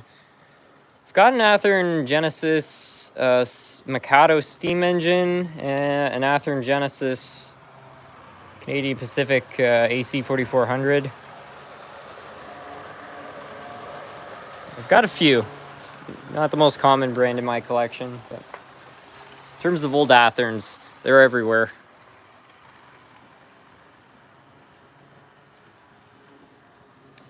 Anyways, let's see if I can find that T1.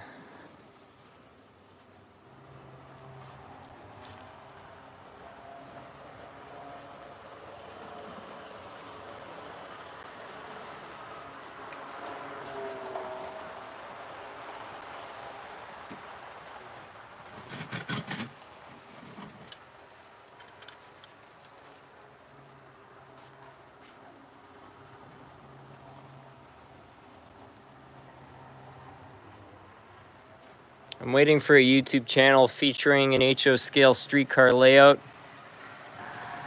I feel like there's a few out there.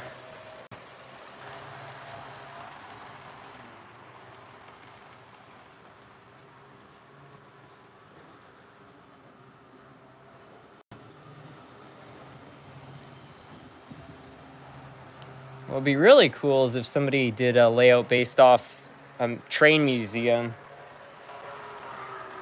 That would be unique. There's a lot of train museums, you know, they have a track of some kind that they run equipment on, so you could model it after that. They usually don't take up a crazy amount of square footage. So I feel like they'd be easy to model. I guess the nice thing about building a model of a train museum, if you care about being prototypical, you could have stuff from all different parts of the world and from different eras, and it all fits in. In terms of building a trolley theme layout, you could build one like based off of like the Seashore Trolley Museum. That'd be cool.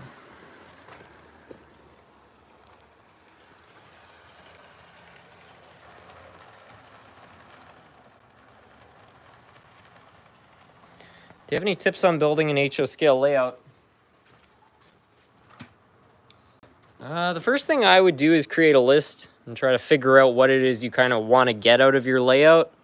So everybody's different. Some people are going to want something that has more to do with operations and has tons of spurs and a nice big freight yard. Other people just like to, you know, run some different trains around. So maybe you want something more like this, a bit of a mountain layout.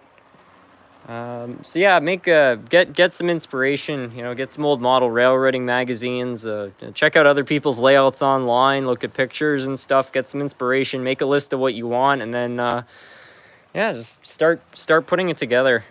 I wouldn't hesitate too much. I feel like some people, like, a bit of planning is never going to hurt you. It's definitely a good thing, but I think some people get so overwhelmed in the planning phase that they never start building anything, and I think sometimes what you got to do is you just got to start putting stuff together, and then if it doesn't work, redo it.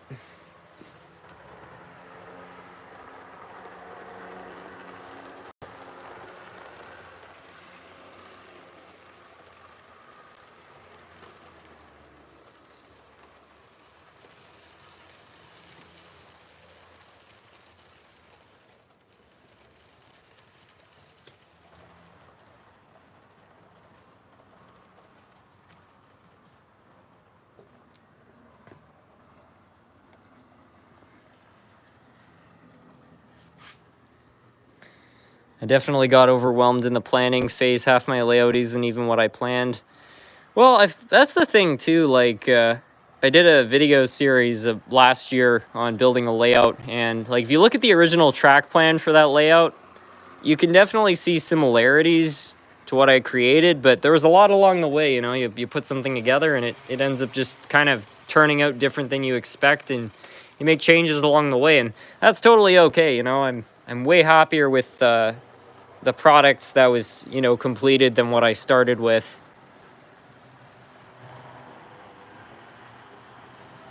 I still have the design.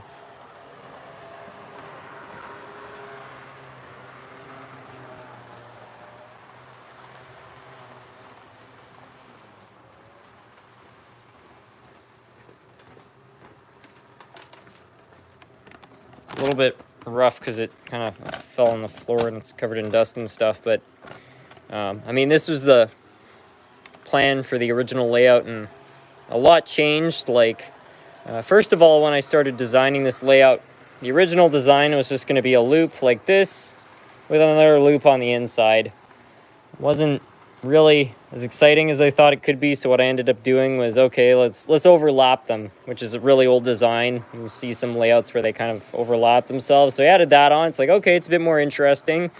And then originally there was just a track connecting like that, but then a lot of people in the comments were saying, well, it would be a lot better if you added another switch, because then you could run trains back onto the main line. So we added that on. If you look at the design over here, okay, it looks like a pretty bad derailment's going on there, so I'll have to clean that up. But you know, the original design called for like a pond here. I ended up replacing that with a river. It just looked a lot better. And there was supposed to be a mountain here instead of that. Since there was a river, why not add a farm here? So, I mean, it deviated like crazy in so many ways. The town turned out completely different, but I don't think that this would have been as good as what was completed. Anyways, I'm not entirely sure where...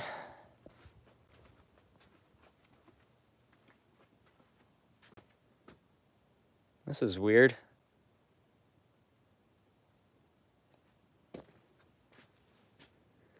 I think maybe something might have caught on one of these train cars. It got pushed up here, and then this train ended up hitting that car off right as the other one was passing by. So basically 3 trains, even though only 2 were running, managed to collide here. Very weird. All right, well, that's fine.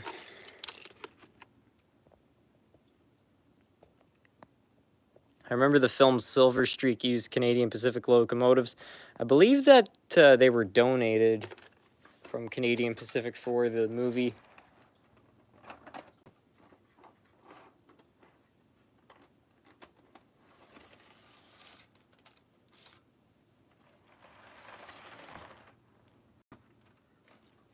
I love the intro to Silver Streak. If you haven't ever seen the movie, I highly recommend it. Your layout looks good. How long did it take you to build it? Well, this section right here was started in 2007, so it's been ongoing ever since then, but it's kind of hard to say because it's been rebuilt many times over.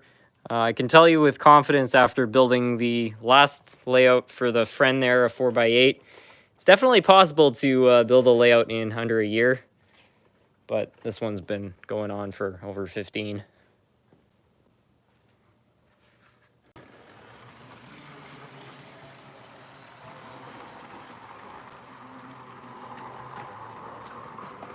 It did it again.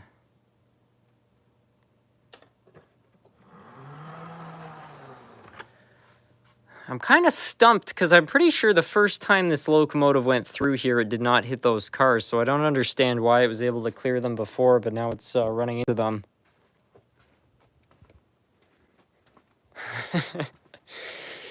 Oh, wow. It's like deja vu. It's not about the speed, it's the journey. Yeah, that's definitely true. Maybe I should just couple these cars all together. I mean, I don't know. We're just going to keep having problems.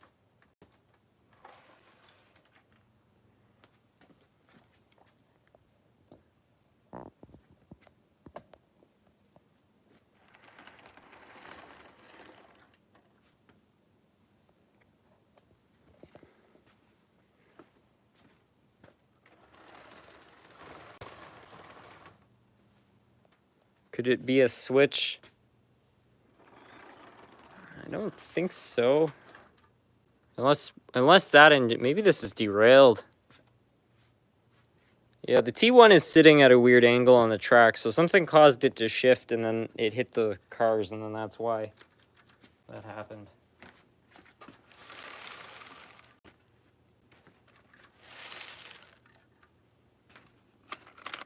Let's get these straightened out. Should be operating again.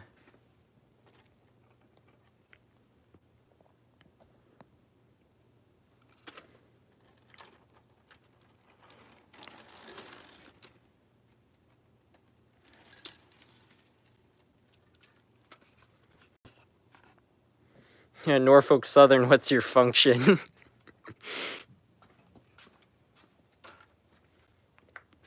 Yeah, this is operating like a Norfolk Southern layout. Highly realistic.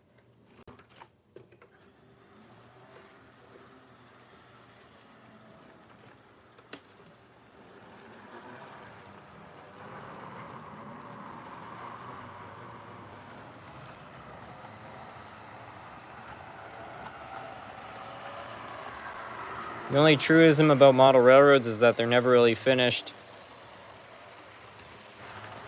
Yeah, I mean, I don't know, I guess if you kind of look at it like making a piece of art, you can just keep adding more and more to it. The layout I built for the friend, I would consider that pretty much finished, but if they really wanted to, I guess they could expand it.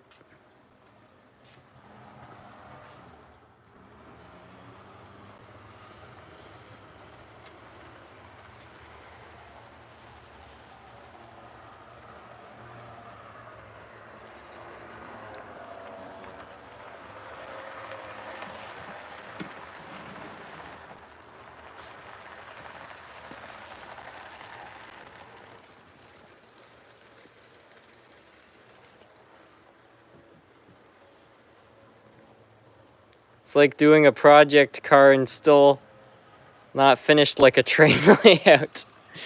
Well, that's relatable.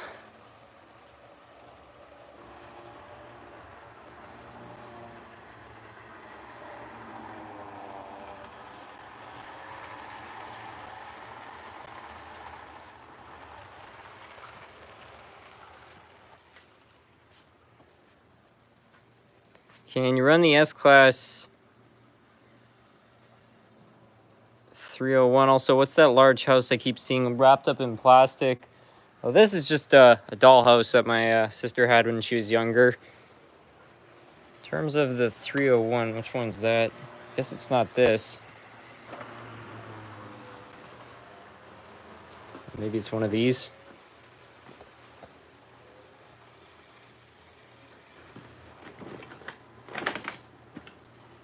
Oh, this. Well, I'll try to run it. This thing doesn't even have a coupler, so it's not really going to be able to haul those cars, but I might be able to do some circuits on its own.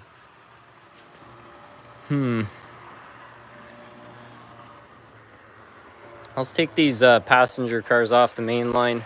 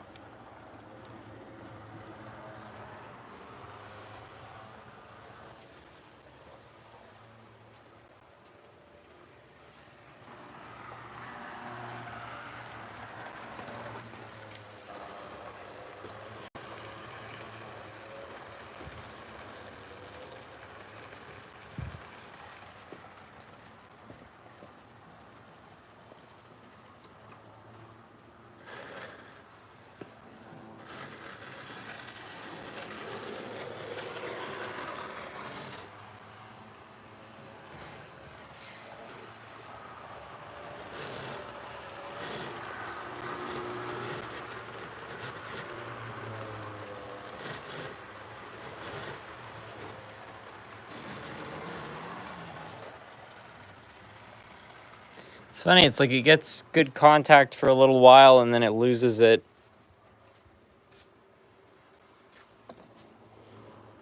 I don't know if this engine actually has enough weight to run very well.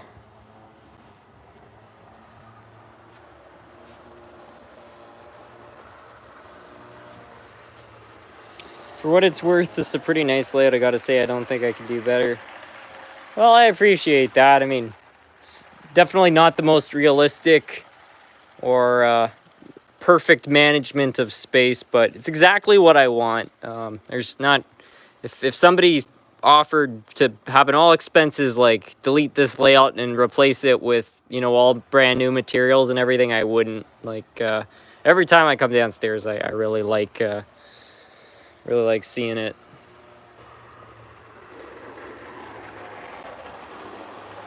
It needs lead. Yeah, exactly.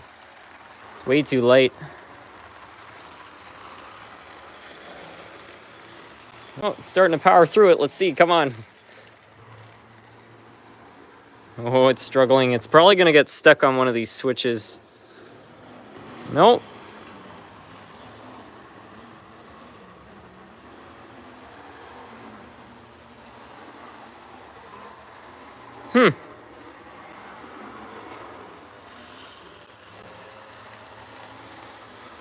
Not bad.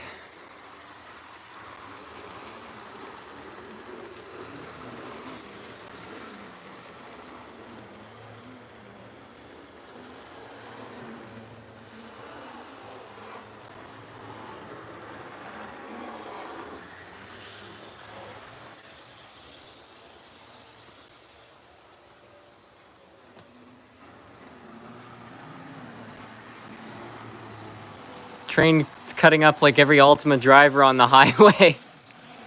Yeah, this thing does have Ultima energy.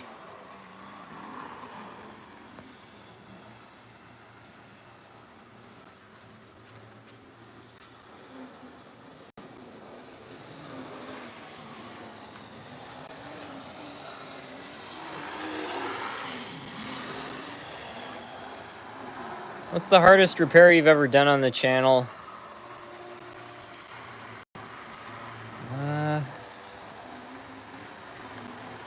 The three which come to mind, the first one is my grandmother's Atlantic locomotive. That one was a pretty tricky one. I did a Canadian National RS3 engine by Hobbytown. That thing was pretty. That was really bad. What else? I also got a British. I can't remember if it was an Atlantic or not, but some British engine, and there's paint on the motor, and the whole thing was really bad. And that one ended up being a real nightmare to fix up.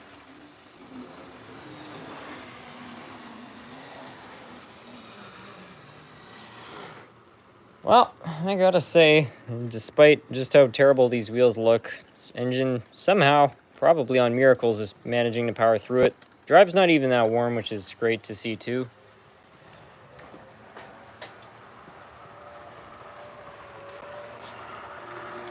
If only you had a proper Victorian-based railway crossing. I don't know, running the BNSF with Amtrak. Oh, Consus, sorry, I misread that. Running the B-Class with Amtrak coaches, the other stream just feels wrong. Yeah, I know, I'm not precise enough to really see a big difference, but I'm sure it would look a bit better.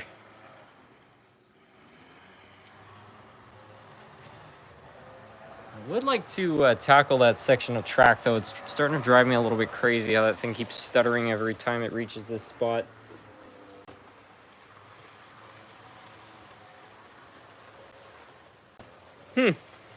Rails don't actually look that dirty here. I wonder if maybe there's an electrical issue with that section. I think that motor has plenty of cooling.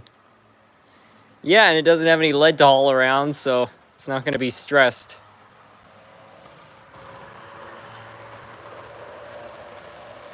Huh. Okay.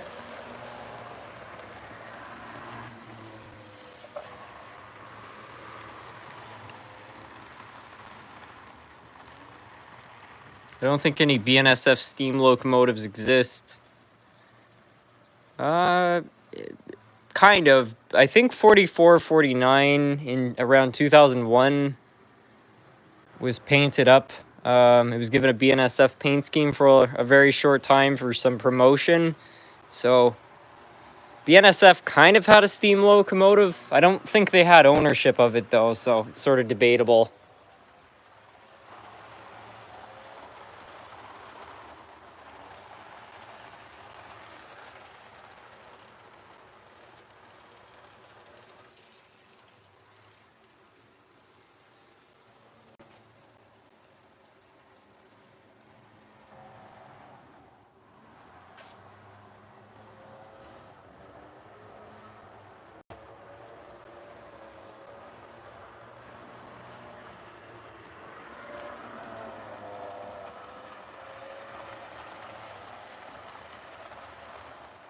One of these days, you still need to do one of the live streams where you attempt to run all of your engines. I've heard you discuss it before, but it hasn't yet happened. Yeah, it's true. That or a video. I'm not really sure. The Santa Fe Super Chief was a classic diesel-powered engine. Seems to be pretty famous, not just in history, but I feel like just about every starter set, you know, from like the 70s into the 90s have one of those. Even today, I think they're still making them.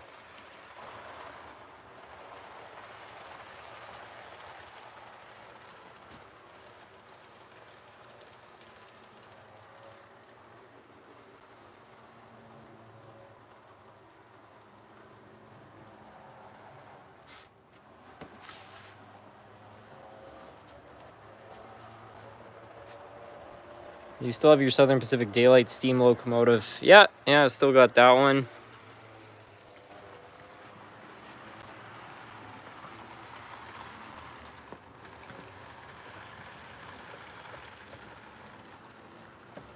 I got a notice a while back my phone was running on low power, so I think I better get a charger here quickly.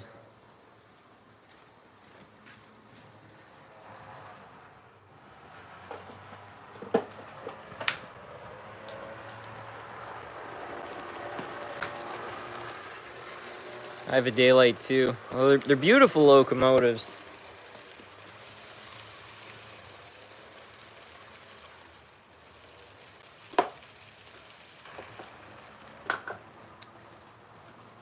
I don't think that there's a paint scheme of the Daylight I don't like too. They're all great.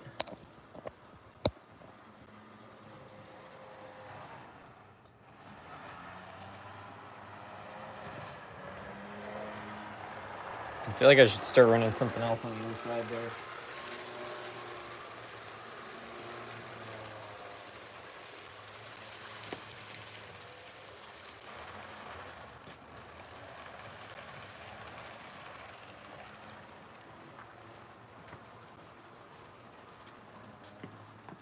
Where'd you get the name SMT Mainline?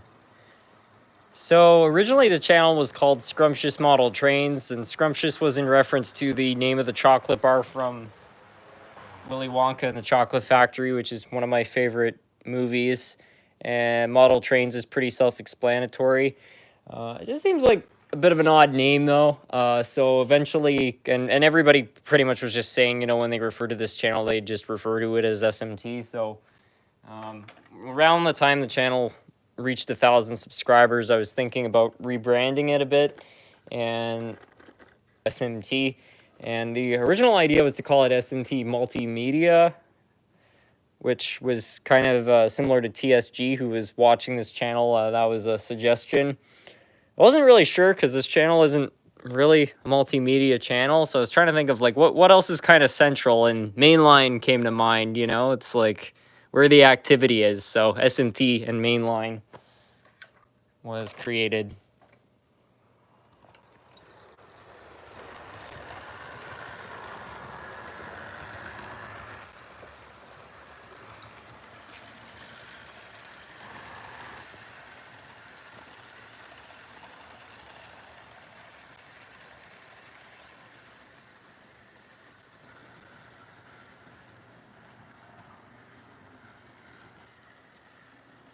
If 4449 came to your place, how about a Canadian National passenger style paint scheme? It would be really interesting to see how it would look. I feel like it would actually be pretty nice if they had like put the green, you paint the top, bottom of the locomotive all black. You put the Canadian, well, Canadian Pacific would look good too, but for Canadian National, if you put kind of the dark green with the yellow stripes down the sides of the engine, be an interesting fantasy paint scheme. Canadian Freedom Train 4449.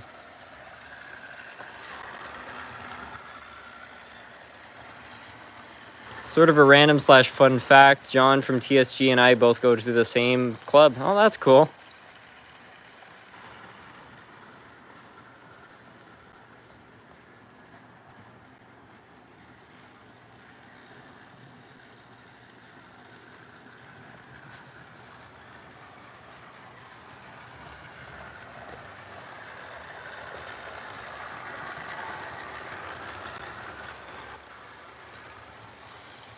I have a lifelike Santa Fe locomotive and it does not run well. Well, I find like 9 times out of 10, I think this is the reason these lifelike engines got such a bad rep, and that's, you know, the wheels on them, they're made of brass, and they didn't really coat them in anything, so they oxidize really easily, and when they do, they run really junky. Sometimes if you run them around, just the friction on the wheels will clean them up, but you know, if you go through and you really scrub those wheels clean, they'll usually run pretty well.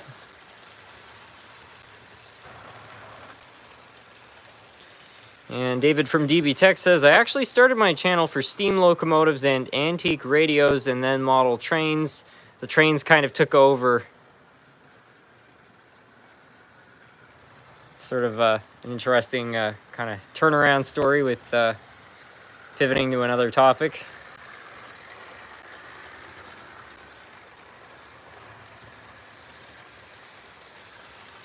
I don't know. I'll ask a question for everybody in here. Like, how did you what did your channel turn into, or how did you create it? Be interesting to see. Blur Drone 220, welcome. How's it going? Not bad. How are you? Hello from Slovenia, and it is my first time to see your live stream. Do you have any SD or RSD 15 Santa Fe? Maybe you can run an RSD 15. Don't know if I have an RSD 15. Yeah, forgive me, I don't know what engine that is. RSD 15. Let me try looking that up. I'm not the greatest in terms of locomotives kinds, so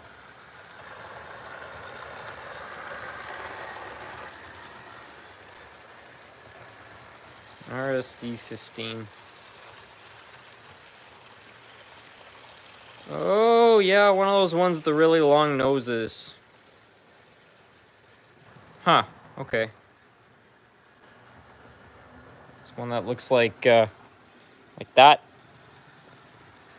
mean, maybe I do, I don't know. I feel like I have an old Tyco somewhere that looks similar to that.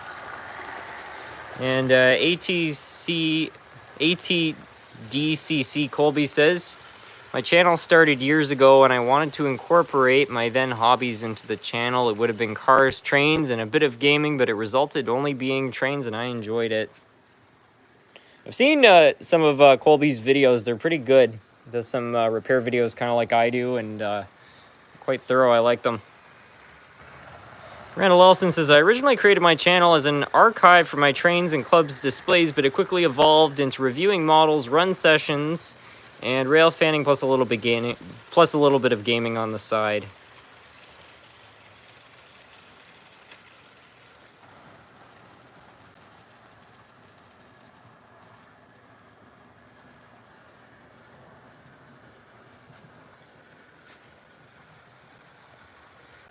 Rebecca the Dragon, I originally started out as a Need for Speed channel in 2006. Wow, okay, so if we're talking about like YouTube founding time. And it says, moved on to GTA modding channel, and then eventually into RC cars, followed by YouTubing. VTubing is more of a Twitch thing. Huh, okay.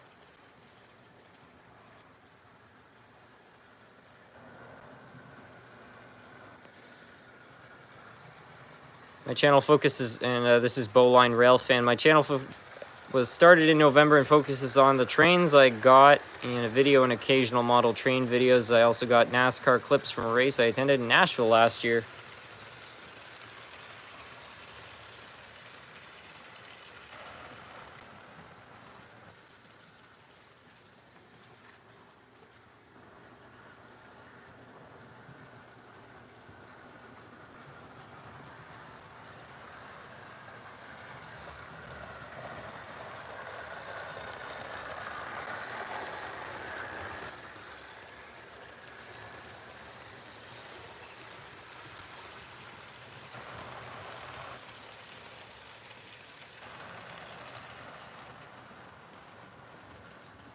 Do they have a U35CH and a B27 such as New Jersey Metroland North? I don't have those. The only Metro North locomotives I have are well, I have one I'm creating. It doesn't really look that good though. It's supposed to be one of the heritage units.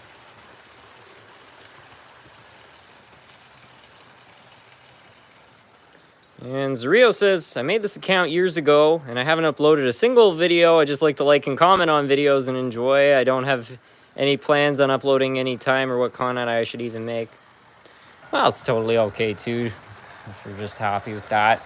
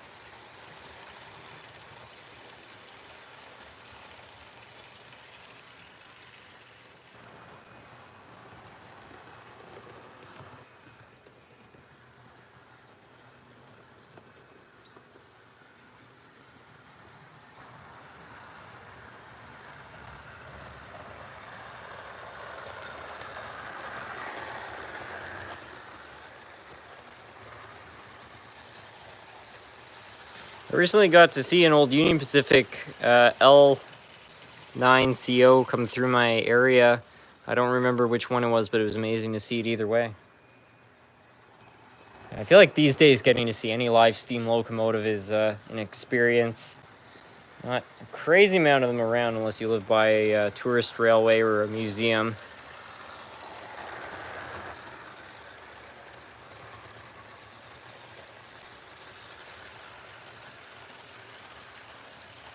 What's the best train brand that was discontinued?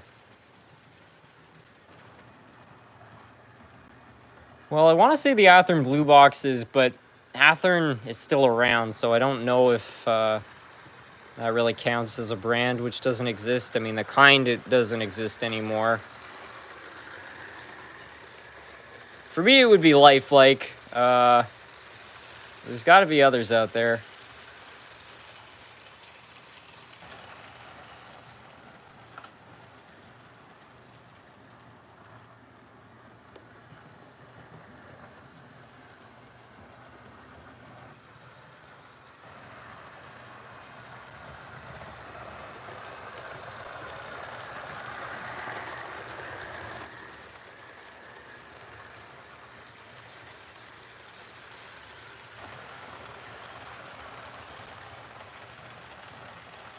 Any advice for live streaming on your phone? I've tried it in spur of the moment times, but I haven't had success yet. The only thing that I find really helps is getting a tripod. Obviously, just trying to walk around with your phone is a bit shaky, and even when I'm moving around, you know, I watch these live streams later on, and they're a little bit less stable. So if you can get a tripod that's nice and lightweight, it's definitely going to improve the quality quite a bit. But it's the only kind of downshot to using your phone to live stream, which is that there's not a crazy amount of settings to play around with, especially if you use, you know, the native app. Whereas If you use StreamYards or something, you might be able to add some extra features, but nothing's going to be comparable to you know, running a live stream off a desktop in terms of features.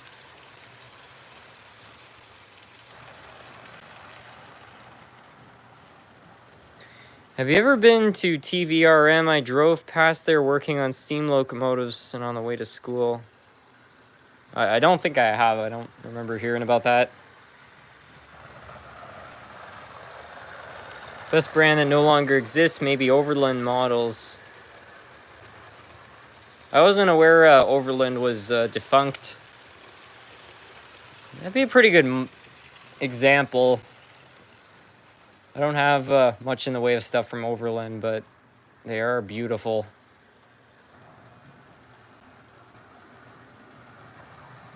I'd like to see a GoPro of the layout. Well,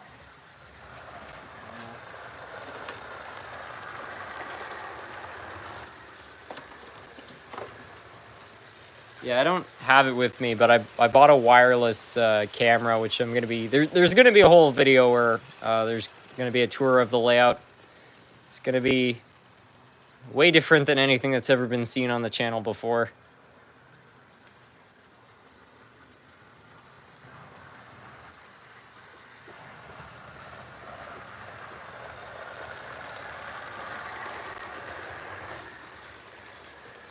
I had to exit the live stream. Did you answer my question about making a V-line H-set to match with your B class?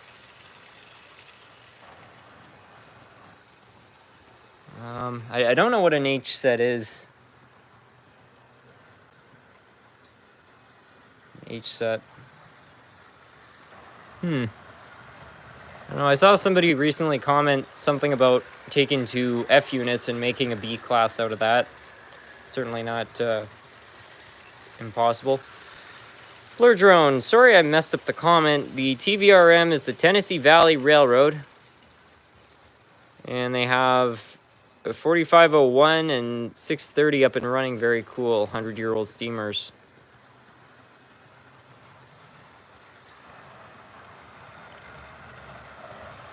DB Tech, I fell asleep one time watching one of your live streams. I woke up at 3 a.m. and it was YouTube doing a replay of one of your previous streams. I was kind of confused. Yeah, one of those all-nighter live streams. I've had that happen a couple times. Sometimes I go to bed and I have a video playing and then it, you know, auto plays on other videos, and then I wake up in the morning and it's like, you know, live streams about, you know, F1 racing or something like that. The freakiest, though, is when you're having a dream and there's something playing in the background and you can actually hear the sound of what's in your dream, you know, playing, and then you wake up and the sound is still there. I've had that happen a few times. It's so weird.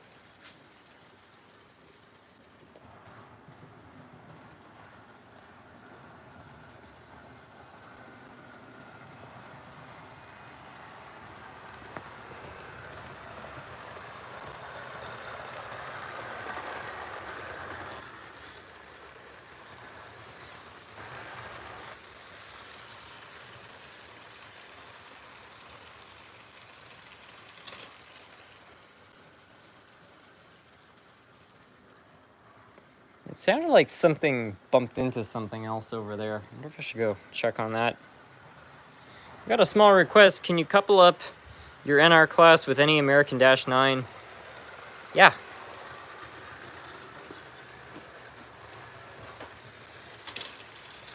Uh-oh.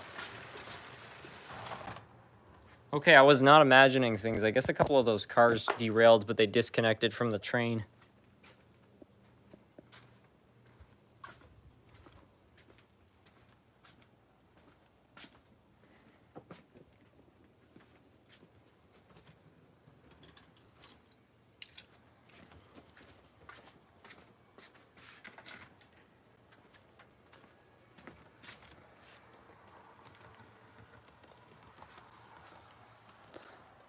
BNSF overlapping for the second time.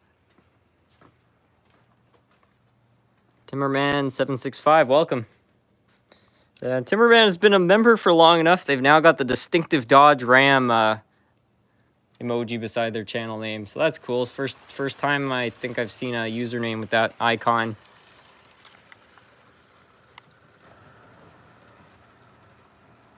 You've been doing okay today? Yeah, things have been going well. Got some boat parts sold and got the Regency kind of driving. Unfortunately, I think the Regency has a blown head gasket. Needed an overhaul on the cooling system. That wasn't working right. And then now I've got the cooling system working. It's holding temperature. It's not overheating or anything, but it keeps drinking coolant. And at first I just thought it was air getting out of the system, but now it's gotten to a certain point where I'm like, it's got to be burning some coolant. So not too jazzed about that, but what can you do? Yeah, I wonder what caused this to derail.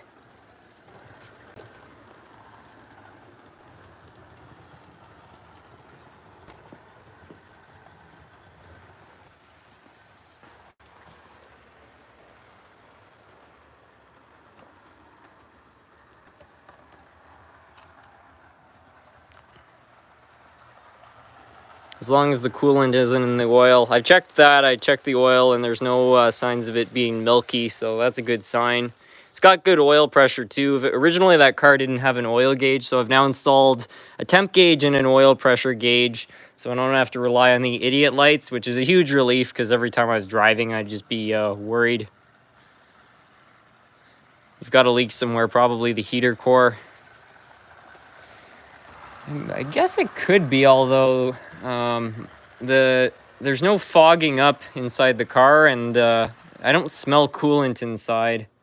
So, and I've looked under the car too. I don't see anything on the ground, so the coolant's going somewhere, but so far it's not too clear where.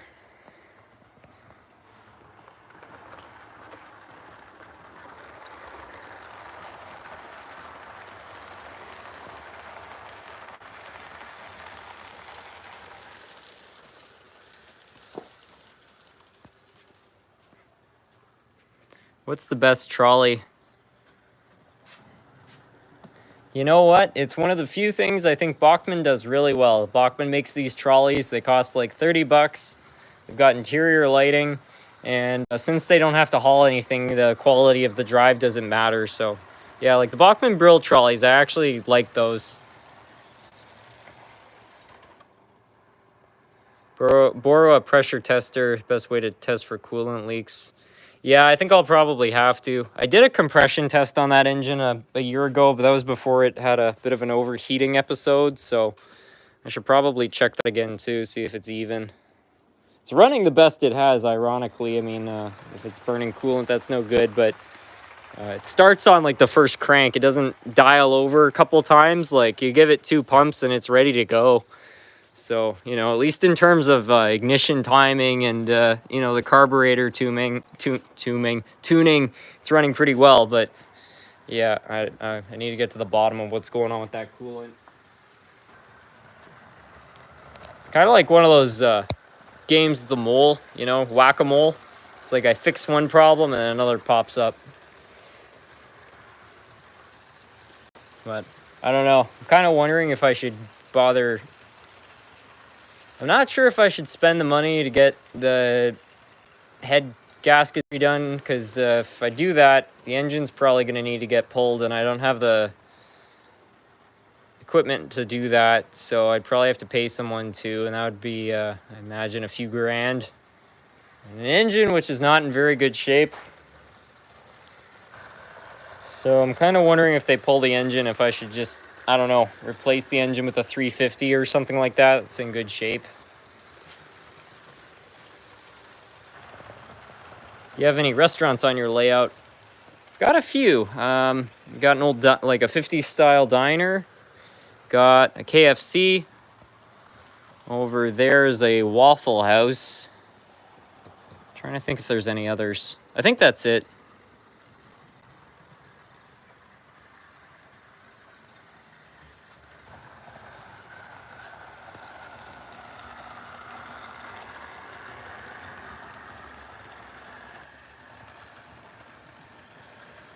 Only 2 places it can go if the head gasket is bad.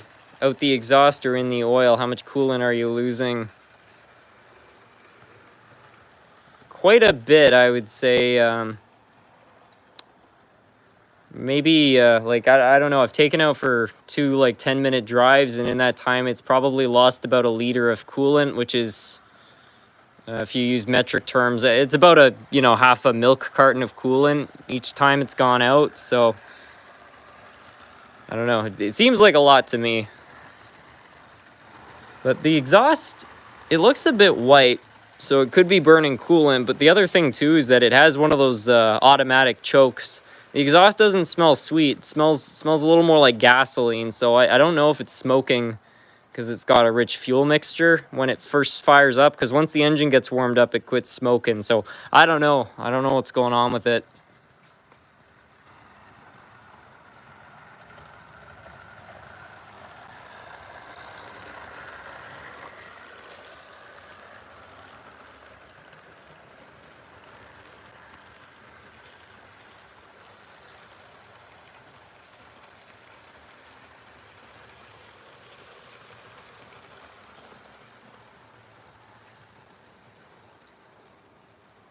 You can go out the intake manifold.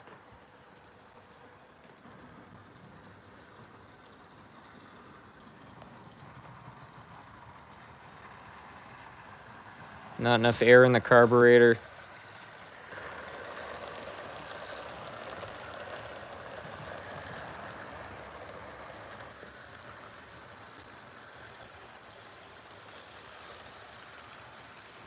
You're on the New York Dreyfus Hudson. Yeah, sure. I already ran it once, but why not? Did you check around the water pump? It's worth fixing the old cars. Well, I just replaced the water pump, but I'm pretty confident it's not leaking because, I checked on the ground. The ground below it was bone dry even after it lost the coolant. And then I thought maybe it's a really slow leak. So what I did last night was I stuck a bunch of pans under the car. And I figured, if it's leaking somewhere, it will just drip out. And I also let it idle there to see if maybe it was only a leak while it was running, like a pressure-related leak. And there wasn't a drop under it, so I don't think it's coming out of the car. I think it's going out. It's got to be burning it. I really hope it's not. What type of car is it? It's a '79 Regency. It looks almost identical, actually, to the old Chevy Caprices. It's like, this is pretty much a perfect model of it. Of course, the Regency is a little bit more of a deluxe version. It's a nicer looking car, but pretty good too.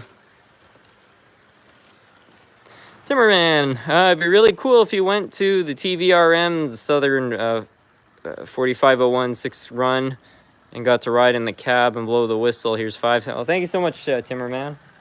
Well, I'll have to check this place out. Sounds cool. I wonder where it's at.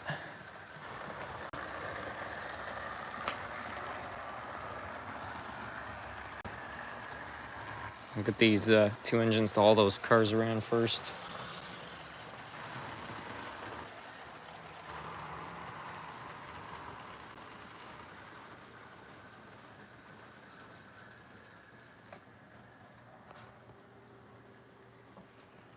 Tennessee, outside of Chattanooga, about 5 minutes.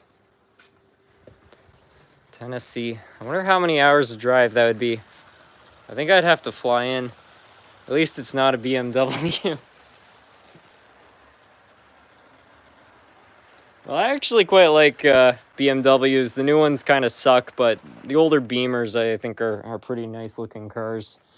I'm not a huge fan of the type of people that usually drive them, but yeah, in terms of fixing them, I'd definitely rather be working on an old GM car that's carbureted than a modern EFI German car. Oh boy.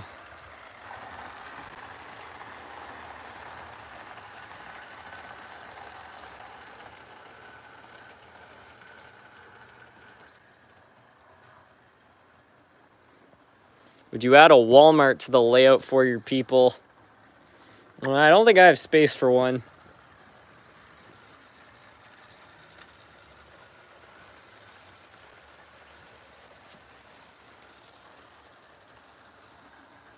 Nice hairstyle. It's not a hairstyle, it's more like a lack thereof. So what happens when I don't gel it up, goes like that. Look like a mid-90s rock, not a boy band. Terrible. Initial startup of bluish smoke is from warm, leaky valve, stem seals, coolant consumption, or head intake. Could be a gasket. Check the head gasket. Do a compression check with warm results. All right.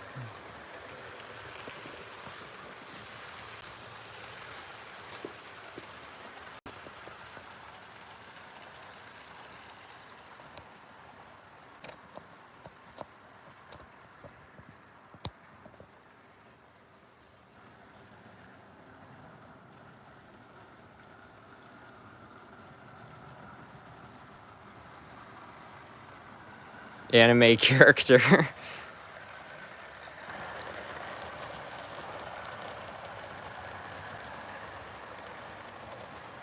Can you run one of your Amtrak trains?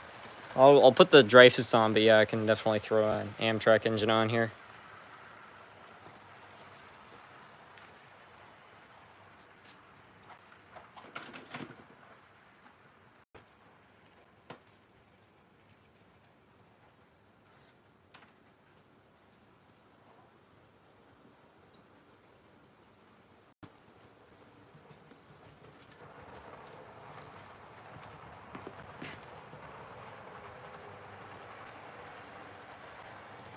Have you ever repaired an HO scale Amtrak bullet train by Model Power, Play Art, Shikansen?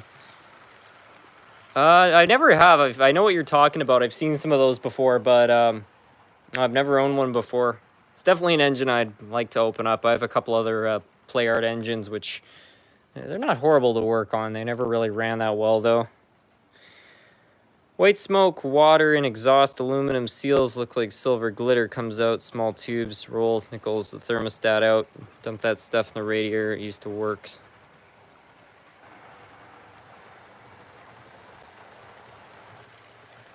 Me and my dad just purchased a 1986 Alfa Romeo Spider to do some work on. Pretty unique looking convertible.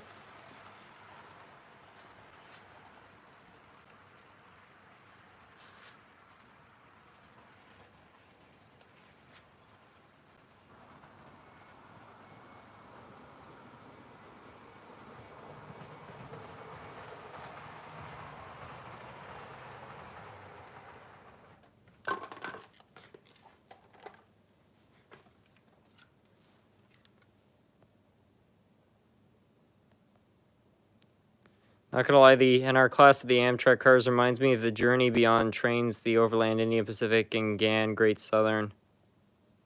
I think I saw that show, Amazing or Extreme Trains.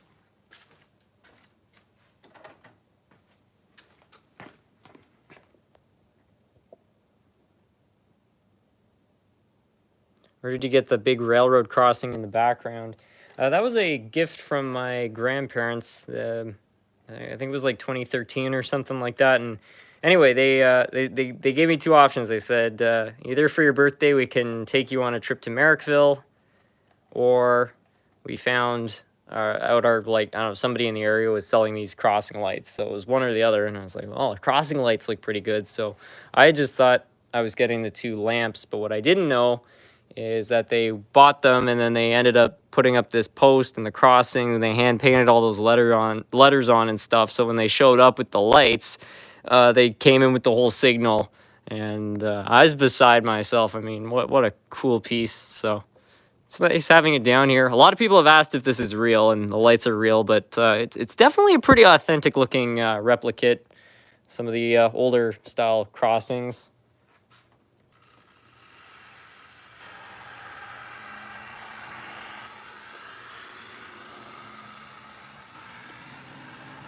I've used it as a last effort a few times. It actually works. The seal cracked about 2 years ago. I was shocked.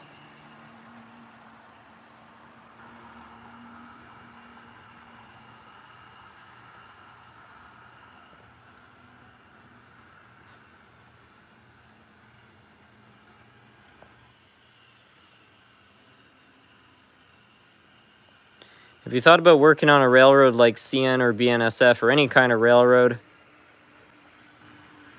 I've considered it before, but I don't know. I'm a pretty homebody person. I mean, I like traveling every once in a while, but I find every time I travel, I just think about home and how I'd like to be working on this or that. So I don't feel like a job where you're traveling all over the place, you know, for days on end. Yeah, I don't know if I'd like it or not.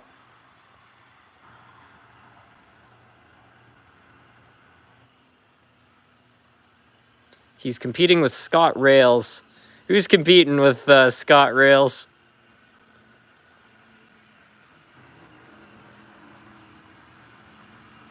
What's your favorite car manufacturer? Of all time, it would probably be Toyota. I just really have respect for them making, you know, really high quality products. My family's had a ton of Toyotas over the years, and they've been nothing but good to us. I think the only thing I don't like about Toyotas is they're not the most exciting cars. You know, obviously, like every other manufacturer makes something that's a little more interesting. You know, you don't really see a Toyota and go, oh, wow, that's a cool car. But I trust them a lot.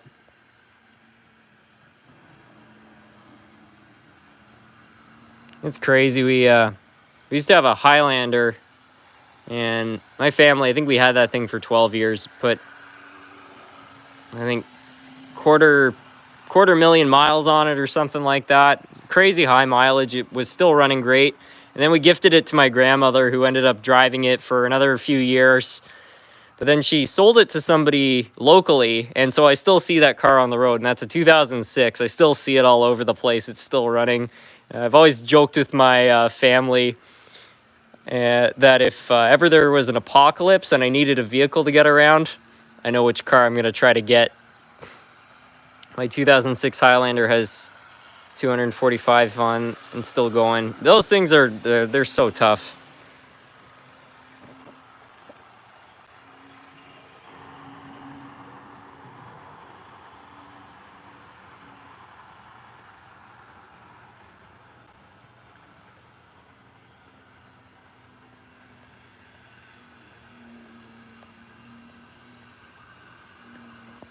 I only have about 310 on my Suburban. It's pretty darn high.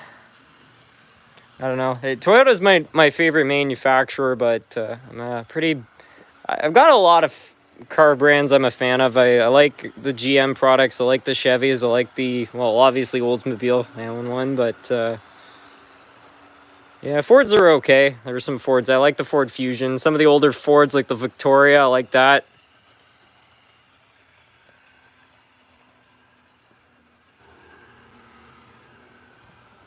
I'd love to have a Dodge Charger. Not as big on Mopars, but the thing I like about Mopar, they're not very reliable cars, especially the Stellantis era ones, but what I like about Mopars is that up until now, they like to just put a V8 in everything. I saw a video once and somebody was like, Mopars and their V8s are ridiculous. If Mopar was making a toaster, they'd probably try to figure out a way to put a V8 in it. So they get some respect there. The Hondas have been good to me too. Yeah, Hondas are good cars. I've heard the elements are not so great to work on, but my grandparents had a Honda Accord for years, and it was pretty reliable.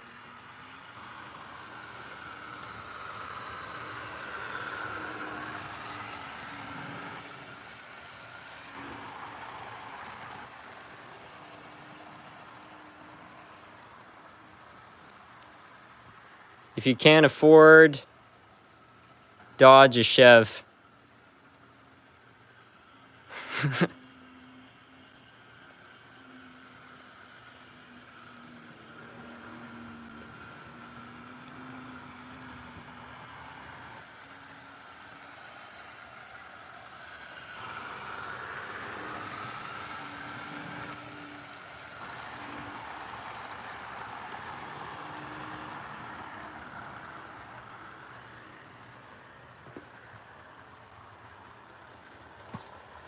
I got a 2008 Ford Falcon Aussie made. I don't know if they even have the Falcon in North America.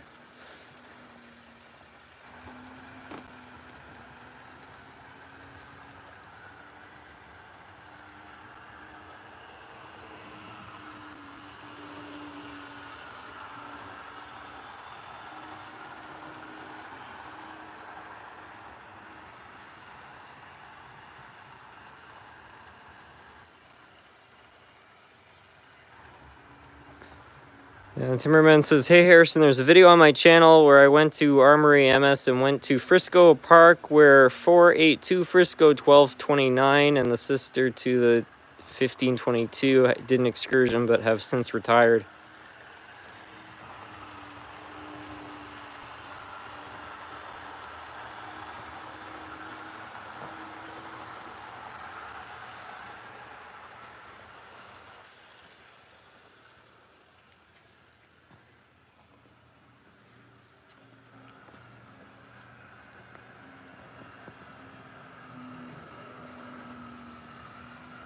Harrison, can you run an Irish locomotive? I've woke up and it's 5:39 here. Yeah, sure.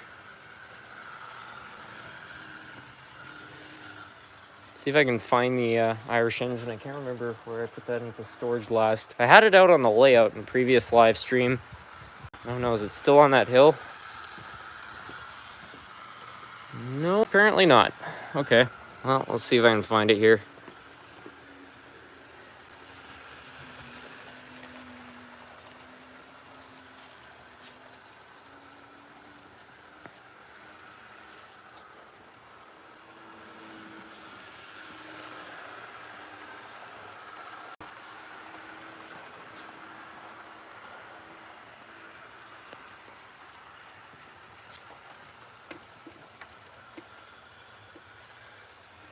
Wow, I really lost it well.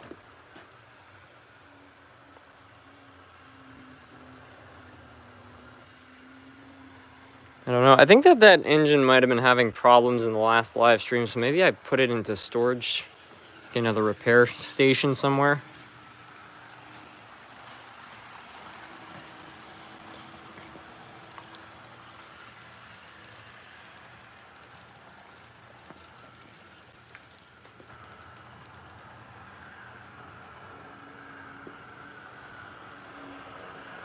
Yeah, I'm sorry, I can't find the Irish engine. I don't know where it's gone off to.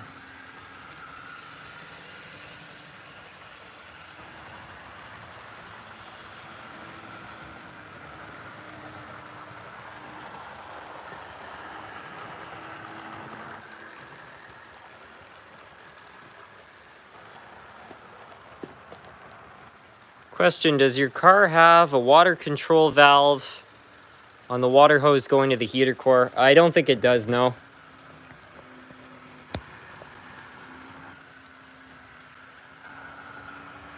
Probably wouldn't be that hard to install one though. I mean, I could just remove the hoses to the heater core are just located on the sides of the pump. They're just held on by one hose clamp, so I could probably unscrew that.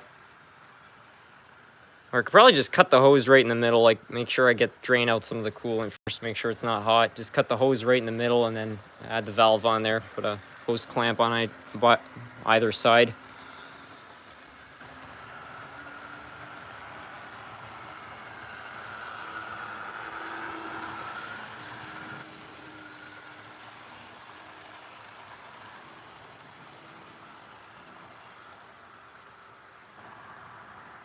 I must have been hallucinating when I saw a Hiawatha tender next to the hill on a previous live stream.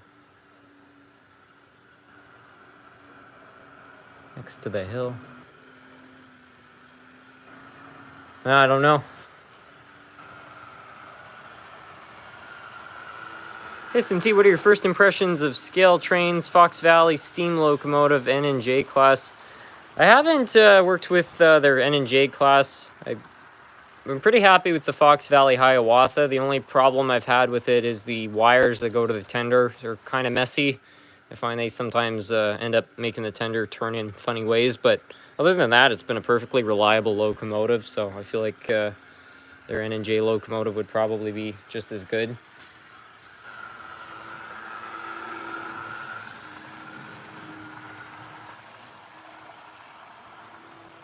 Can you run DC on DCC track? If you're asking if you can, if you need a special track to run DCC, not really. Just as long as you're using nickel silver track, it will work fine. I mean, I've even run DCC trains on brass track. It's not ideal because DCC trains are a little more sensitive to bad contact. However, if the question is whether or not you can pump DC power into a layout which is energized with DCC. Don't do that. It's not going to end well.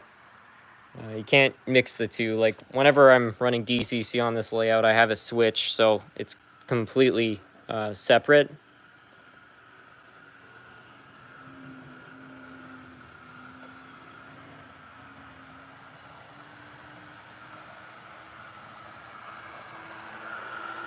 Did Amtrak have a steam locomotive? I think that 4449 briefly did have an Amtrak logo on it, but I think that that's probably the closest they've come to having a steam engine. And again, just like BNSF, I don't think they ever had ownership over the engine. I think they just put their logo on it.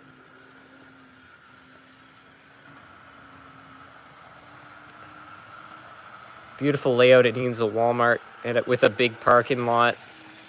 What is the deal with people wanting me to put a Walmart on my layout? Of all the things I could add to my layout, take up less space than a Walmart. I feel like there could be more. I mean, I'd rather have a mall. A DCC locomotive can safely run on a DC layout, but a DC locomotive cannot run safely on a DCC layout. Yeah, it's not great for them. I mean, most DCC controllers have a DC mode, so they vary the pulses basically to mimic DC. So as long as the engine's brand new, like more modern, and it's not drawing a lot of current, and you keep the engine moving, it's okay. But yeah, it's better to run a DC engine on DC power. It's definitely not as hard on the coils.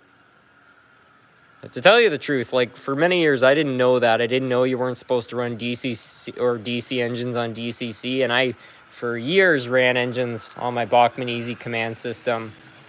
And I don't remember having any of them fail because of that. Some of them failed because the motors were inefficient, but none of my modern engines got cooked up. Even the old Atherns, which are not very efficient, none of them burned up, so...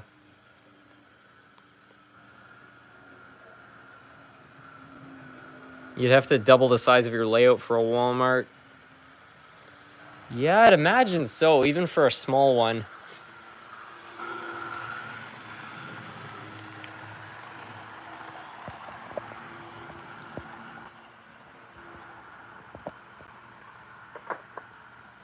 Speaking of DCC, ever repaired a DCC sound engine? Which one stood out to you the most? I can't think of one that stood out more, but I did, recently I did a repair on the DCC Deltic, and that's a sound-equipped locomotive. That thing was really hard to work on.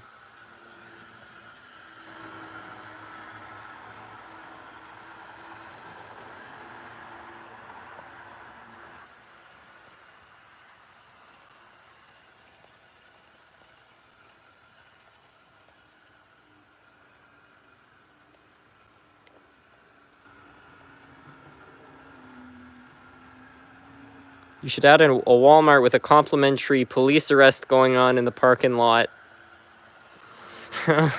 This thing just keeps getting worse and worse.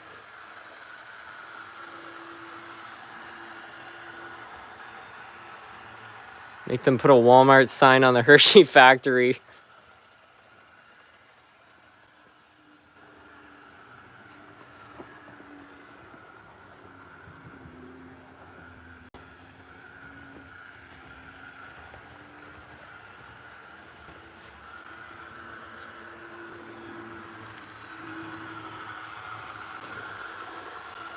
Another layout suggestion, if you've ever seen Bob's Burgers, you could get a bit of their restaurant in HO scale, put it in the sort of main street. It would be an interesting piece. I know what Bob's Burgers is, but I never watched it.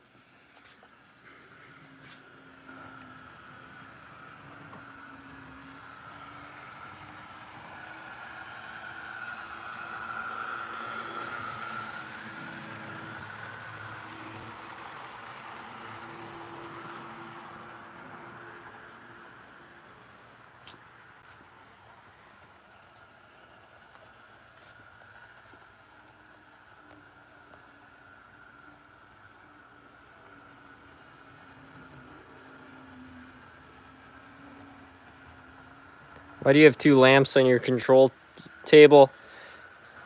Back in the day, This whole table was built out of nothing. Like we had an old shelf and a scrap piece of plywood. I put it over there, but then when I was working on projects on this table, I didn't have any lighting. And I mean, the basement's a basement, so stuff which isn't used, like old lights and stuff, gets thrown down here. So these are a couple lamps my mom, I guess, didn't want to use anymore, and I saw them sitting down here one day, and I just planted one on either side just to have a bit of light. But I kind of like them being here. I mean, at this point, I could probably afford to invest in some new lights, but I think they just add a nice kind of comfortable home sort of atmosphere to the layout down here.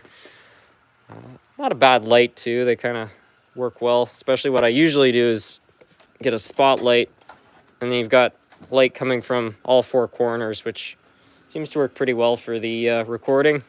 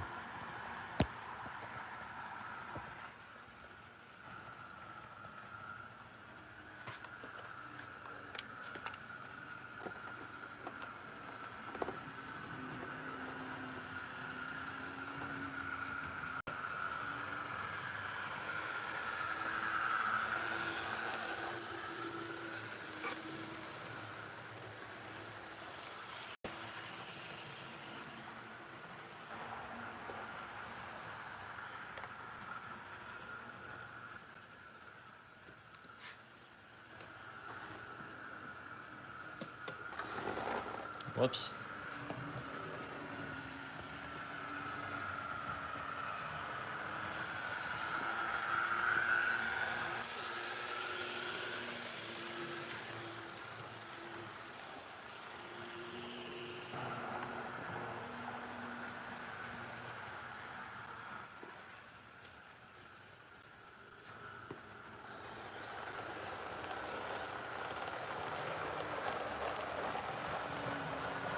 Would you add either a Timmy's or a Starbucks to the layout?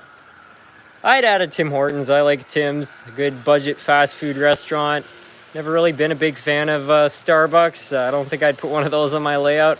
I'm pretty sure Walthers or some other manufacturer does make an HO scale Starbucks though. I wish they made an HO scale Timmy's. That'd be great.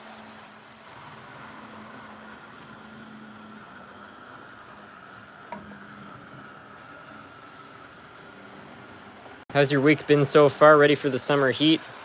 I think so. I got one of the boats running, so I'm pretty happy about that. And I found a new outboard on Facebook Marketplace. For $600, I found a 140 horsepower Johnson, a loop charged engine. Once I get that on the boat, it's gonna be a good time.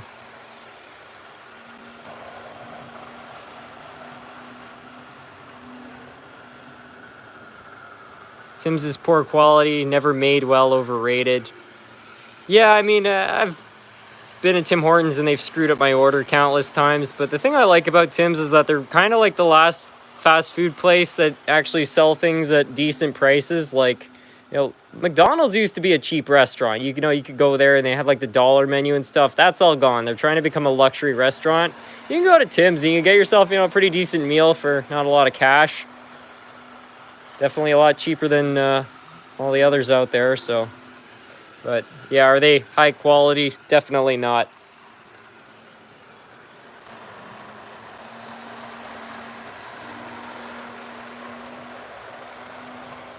Starbucks is for greedy teenagers who have rich parents. Timmy's is for every Canadian, rich or not. Can't forget A&W. If you go to A&W, then you're definitely Canadian. I love an A&W breakfast. A&W is pretty expensive too, though.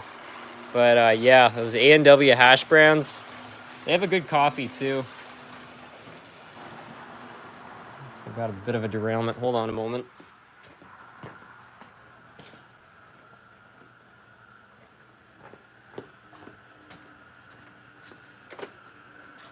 I think A&W is probably my favorite burger place too. Like, yeah, you get like a mama burger; those are good.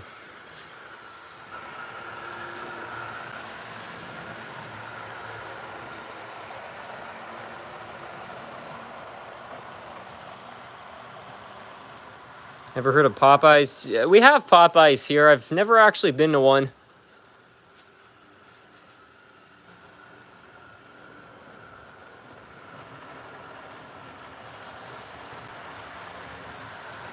Is the Amtrak a Bachmann? I think it's a lifelike.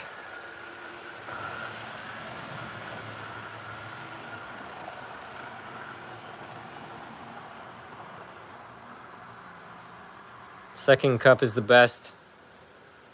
I mean, second cup is good, but I don't think I've been to a second cup in like 10 years.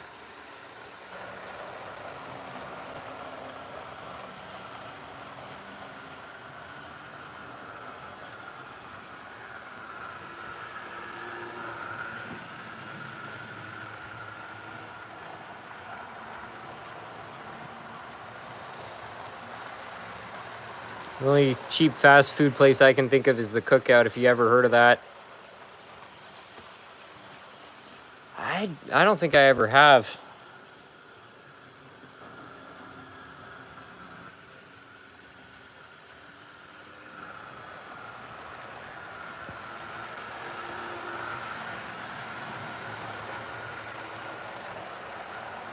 In-N-Out is one of the best fast food places where I am. The only complaint is their burgers are a bit small. I've only been to In-N-Out 1 or 2 times in my life, but yeah, they are pretty good.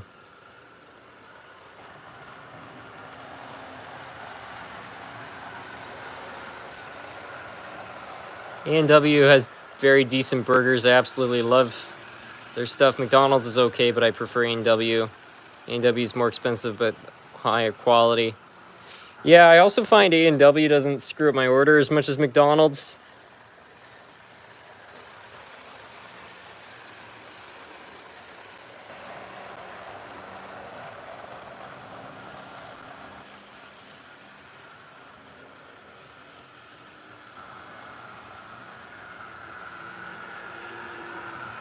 Any progress on the Australian C38? I haven't tried to open it up yet. I was running the F unit earlier, though. That actually started to run pretty well, like Steak and Shake.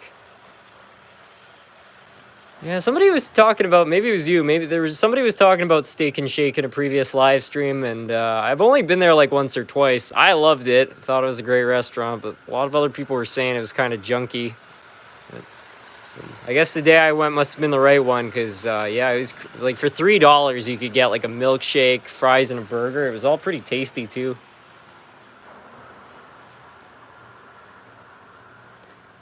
Here we have a combination of a KFC and Taco Bell, but recently closed about a decade. I don't know. I've never been a huge fan of KFC, honestly. I like their like the way the restaurants look, like the way that, you know, this one is, but I find there's just not really anything on the bone. It just tastes like they've just like thrown some bones in a deep fryer. The place I usually get fried chicken from is the IGA. There's like this stuff. I don't know. There's probably an equivalent in the States, but you know, they have one of those bars in the grocery store where you can get stuff, and there's this brand there called like Poulet Chester, which is Chester's chicken in English, and that stuff's good.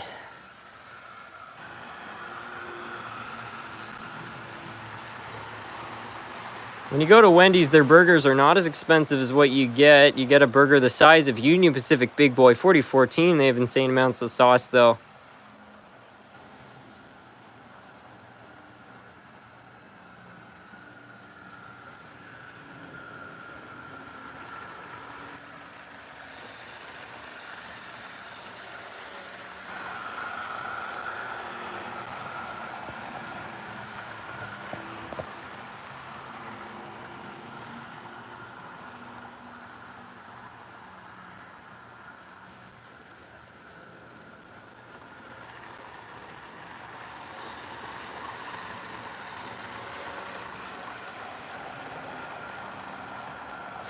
Running model trains and talking about fast food. You can't get better than that. Oh, they go together like bread and butter. I tell you what, like, you're gonna go rail fanning too? That's the best.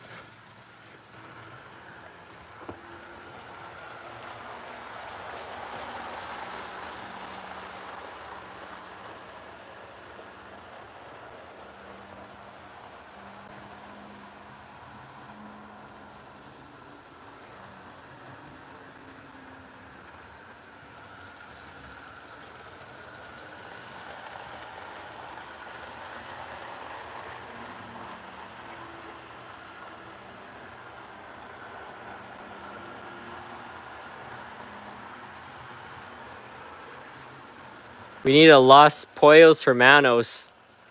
That would be a cool restaurant to add to the layout. And maybe we could also have a scene where there's a train coming through the desert and this guy parks his truck on the railroad tracks, stops the train, and then this group of guys under a bridge ends up emptying out a certain chemical from one of the tank cars.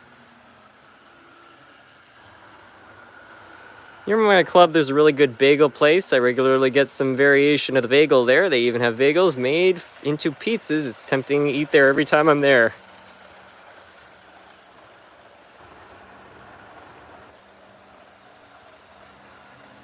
Show us the Hershey factory. Yeah, all right.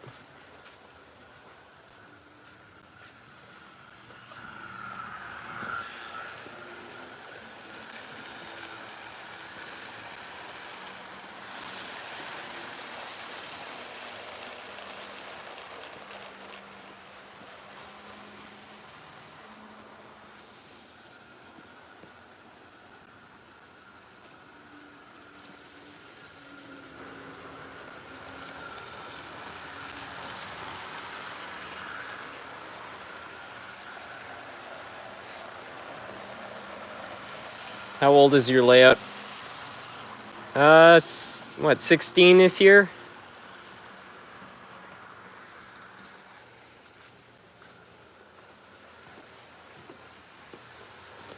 Here's the back of it. I still need to kind of clean up the letters and everything, but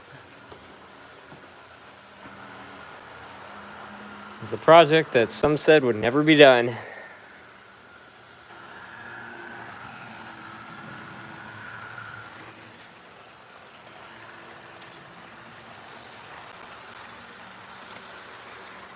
How's the progress on the newish section of the layout going? I'd say quite well. Today I was talking earlier about how I removed this whole section. There was some foam here and I got rid of that, replaced it with some grass. But I'm not throwing that out. Instead, I'm gonna migrate that over to this corner right here. And then I've added some new scenes on. So I found this building at a train show. It used to be part of some sort of mining kit. And I'm adding it on here as kind of an old storage shed with some old boats and things like that, a water tower. So I'm gonna extend the grass here, and then this is gonna be added on here so I can reconnect the train yard. So yeah, so far this whole extension, I'm really happy with how it's coming along.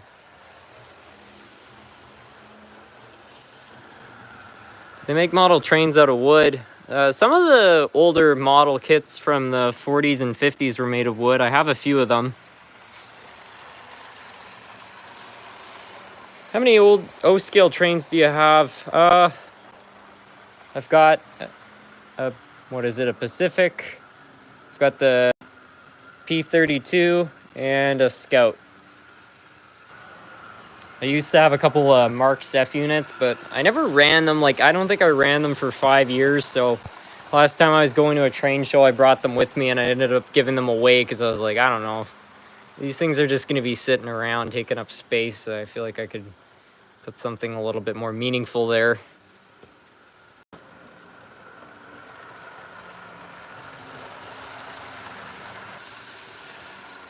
Hopefully we can see some trains running around the mountain line soon.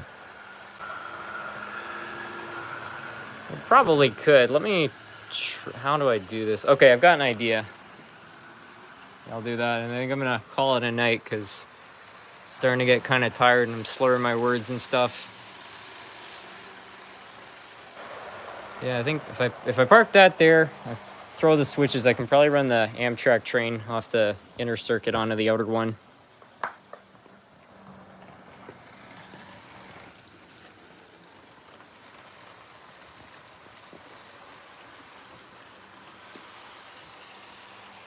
Yeah, that one's kind of warm, actually.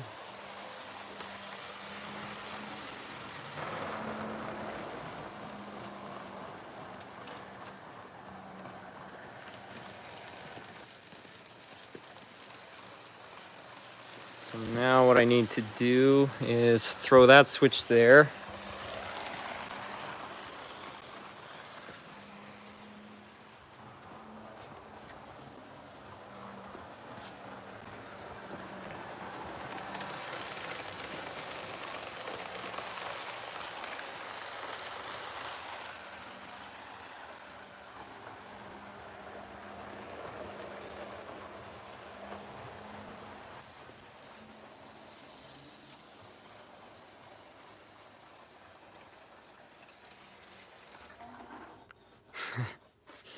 That's nice.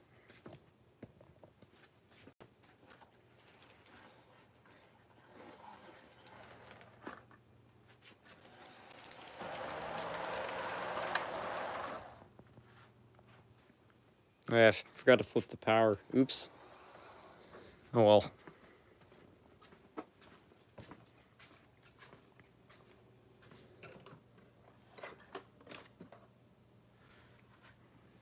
That should be enough for it.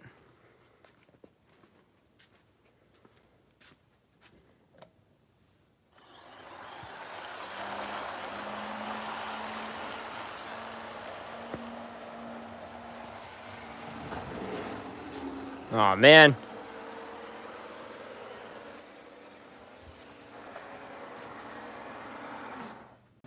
Okay, I'm gonna try this one more time. I think I'll throw an Athearn engine on the front. This one's just starting to have some issues.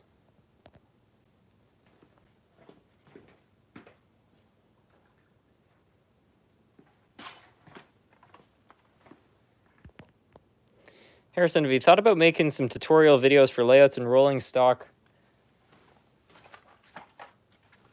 Yeah, for sure. I mean, the whole layout build series was a bit of a tutorial. I mean, I was sharing what I was doing, but I was also trying to share what I could about building a layout. As for working on rolling stock, you know, recently I did a video showing how to like avoid derailments and things like that. So I'll probably make more of those types of videos if people find them helpful.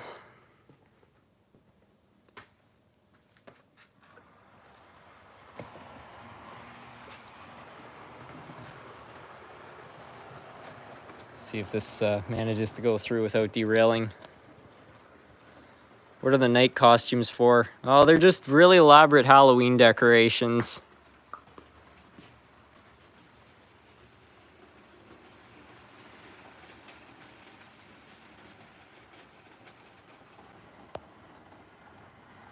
How do you clean your layout? I use old stock. It's fairly quick and prevents any oxidization that rubbing alcohol does. I mostly just use track brights. They're not really favored by everybody in the community, but I find they work okay. Okay, it seemed to work pretty well that time. Let's try one more time.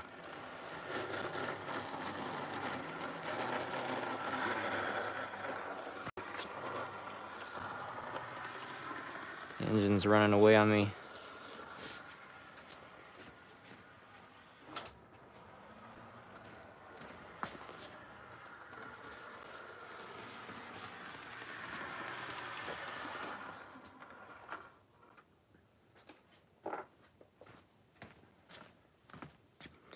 I got a fiberglass pencil recently and it works all right. I just don't have a good way to clean the gunk off of it.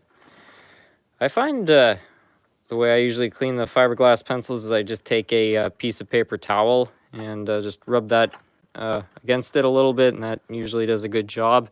Fiberglass, a lot of people who are like very electrically inclined, I find, will recommend fiberglass pencils for cleaning track. I really try to minimize my use of them because fiberglass is horrible stuff for your health. You do not want to get that in your lungs. So, you know, I'll use a little bit of like a fiberglass pencil for cleaning commutators and stuff, but I don't really love the idea of scrubbing down an entire layout with it because those little strands will go everywhere, and if you aerosolize those, it's not going to be good.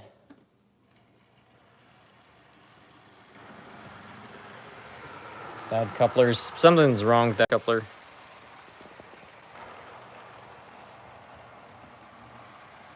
What time is it for you? It's about 1:09 in the morning. Harrison, what should I do? Smash up my old Bachmann split chassis engine because of rage, or the Pancake motor, or both?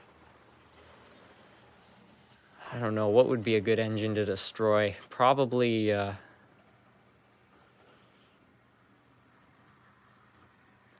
this Athearn engine, because the couplers don't work on it. I don't know. Made it through the first time. I'm not really sure what's going on here. Probably just... Yeah, there we go. Fixed.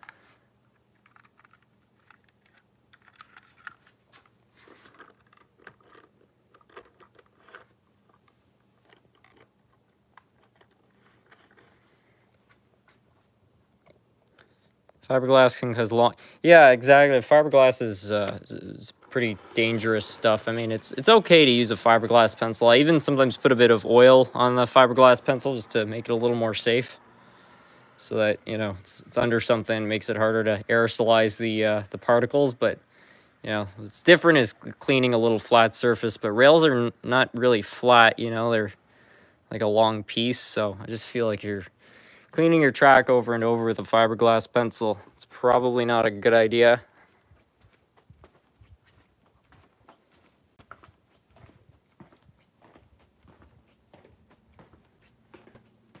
Okay, so it made it most of the way through last time. Nothing derailed, that's good.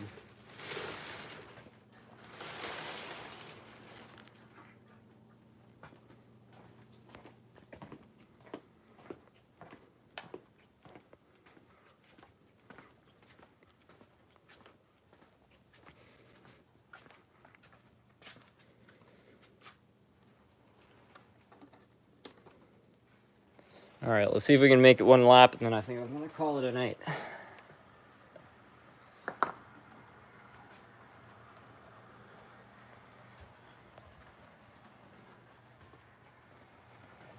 It's also, I think my phone's running really low on battery, so if this live stream randomly drops out, you'll know why.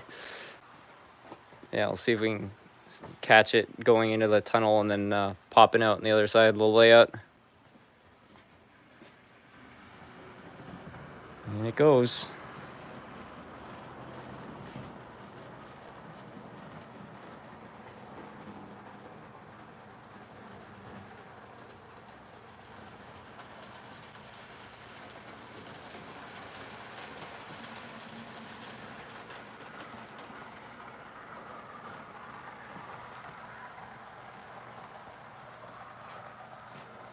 No, heck yeah.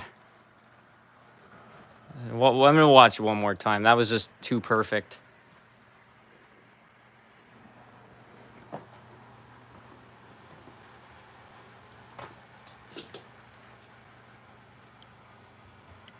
The layout keeps getting bigger and better. Yeah, thanks. I've been trying.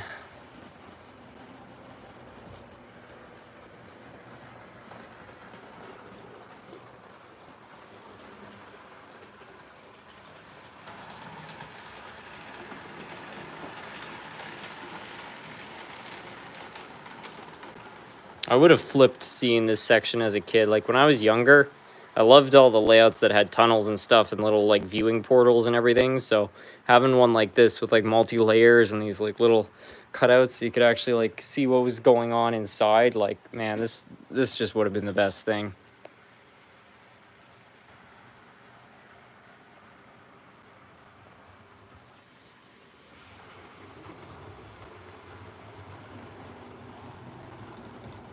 What do your parents think about your massive layout? They're very supportive of it. Very supportive. I feel quite grateful for that. I don't think everyone's parents would be too happy about giving away a lot of their basement to build such a thing, but yeah, they've been there along the way. All right, well, I think I'll finish off the live stream. Thank you all so much for joining in this evening. Had a lot of fun running trains for well, 206 minutes, not bad. Anyways, have a wonderful night, everyone, or morning for some of you now.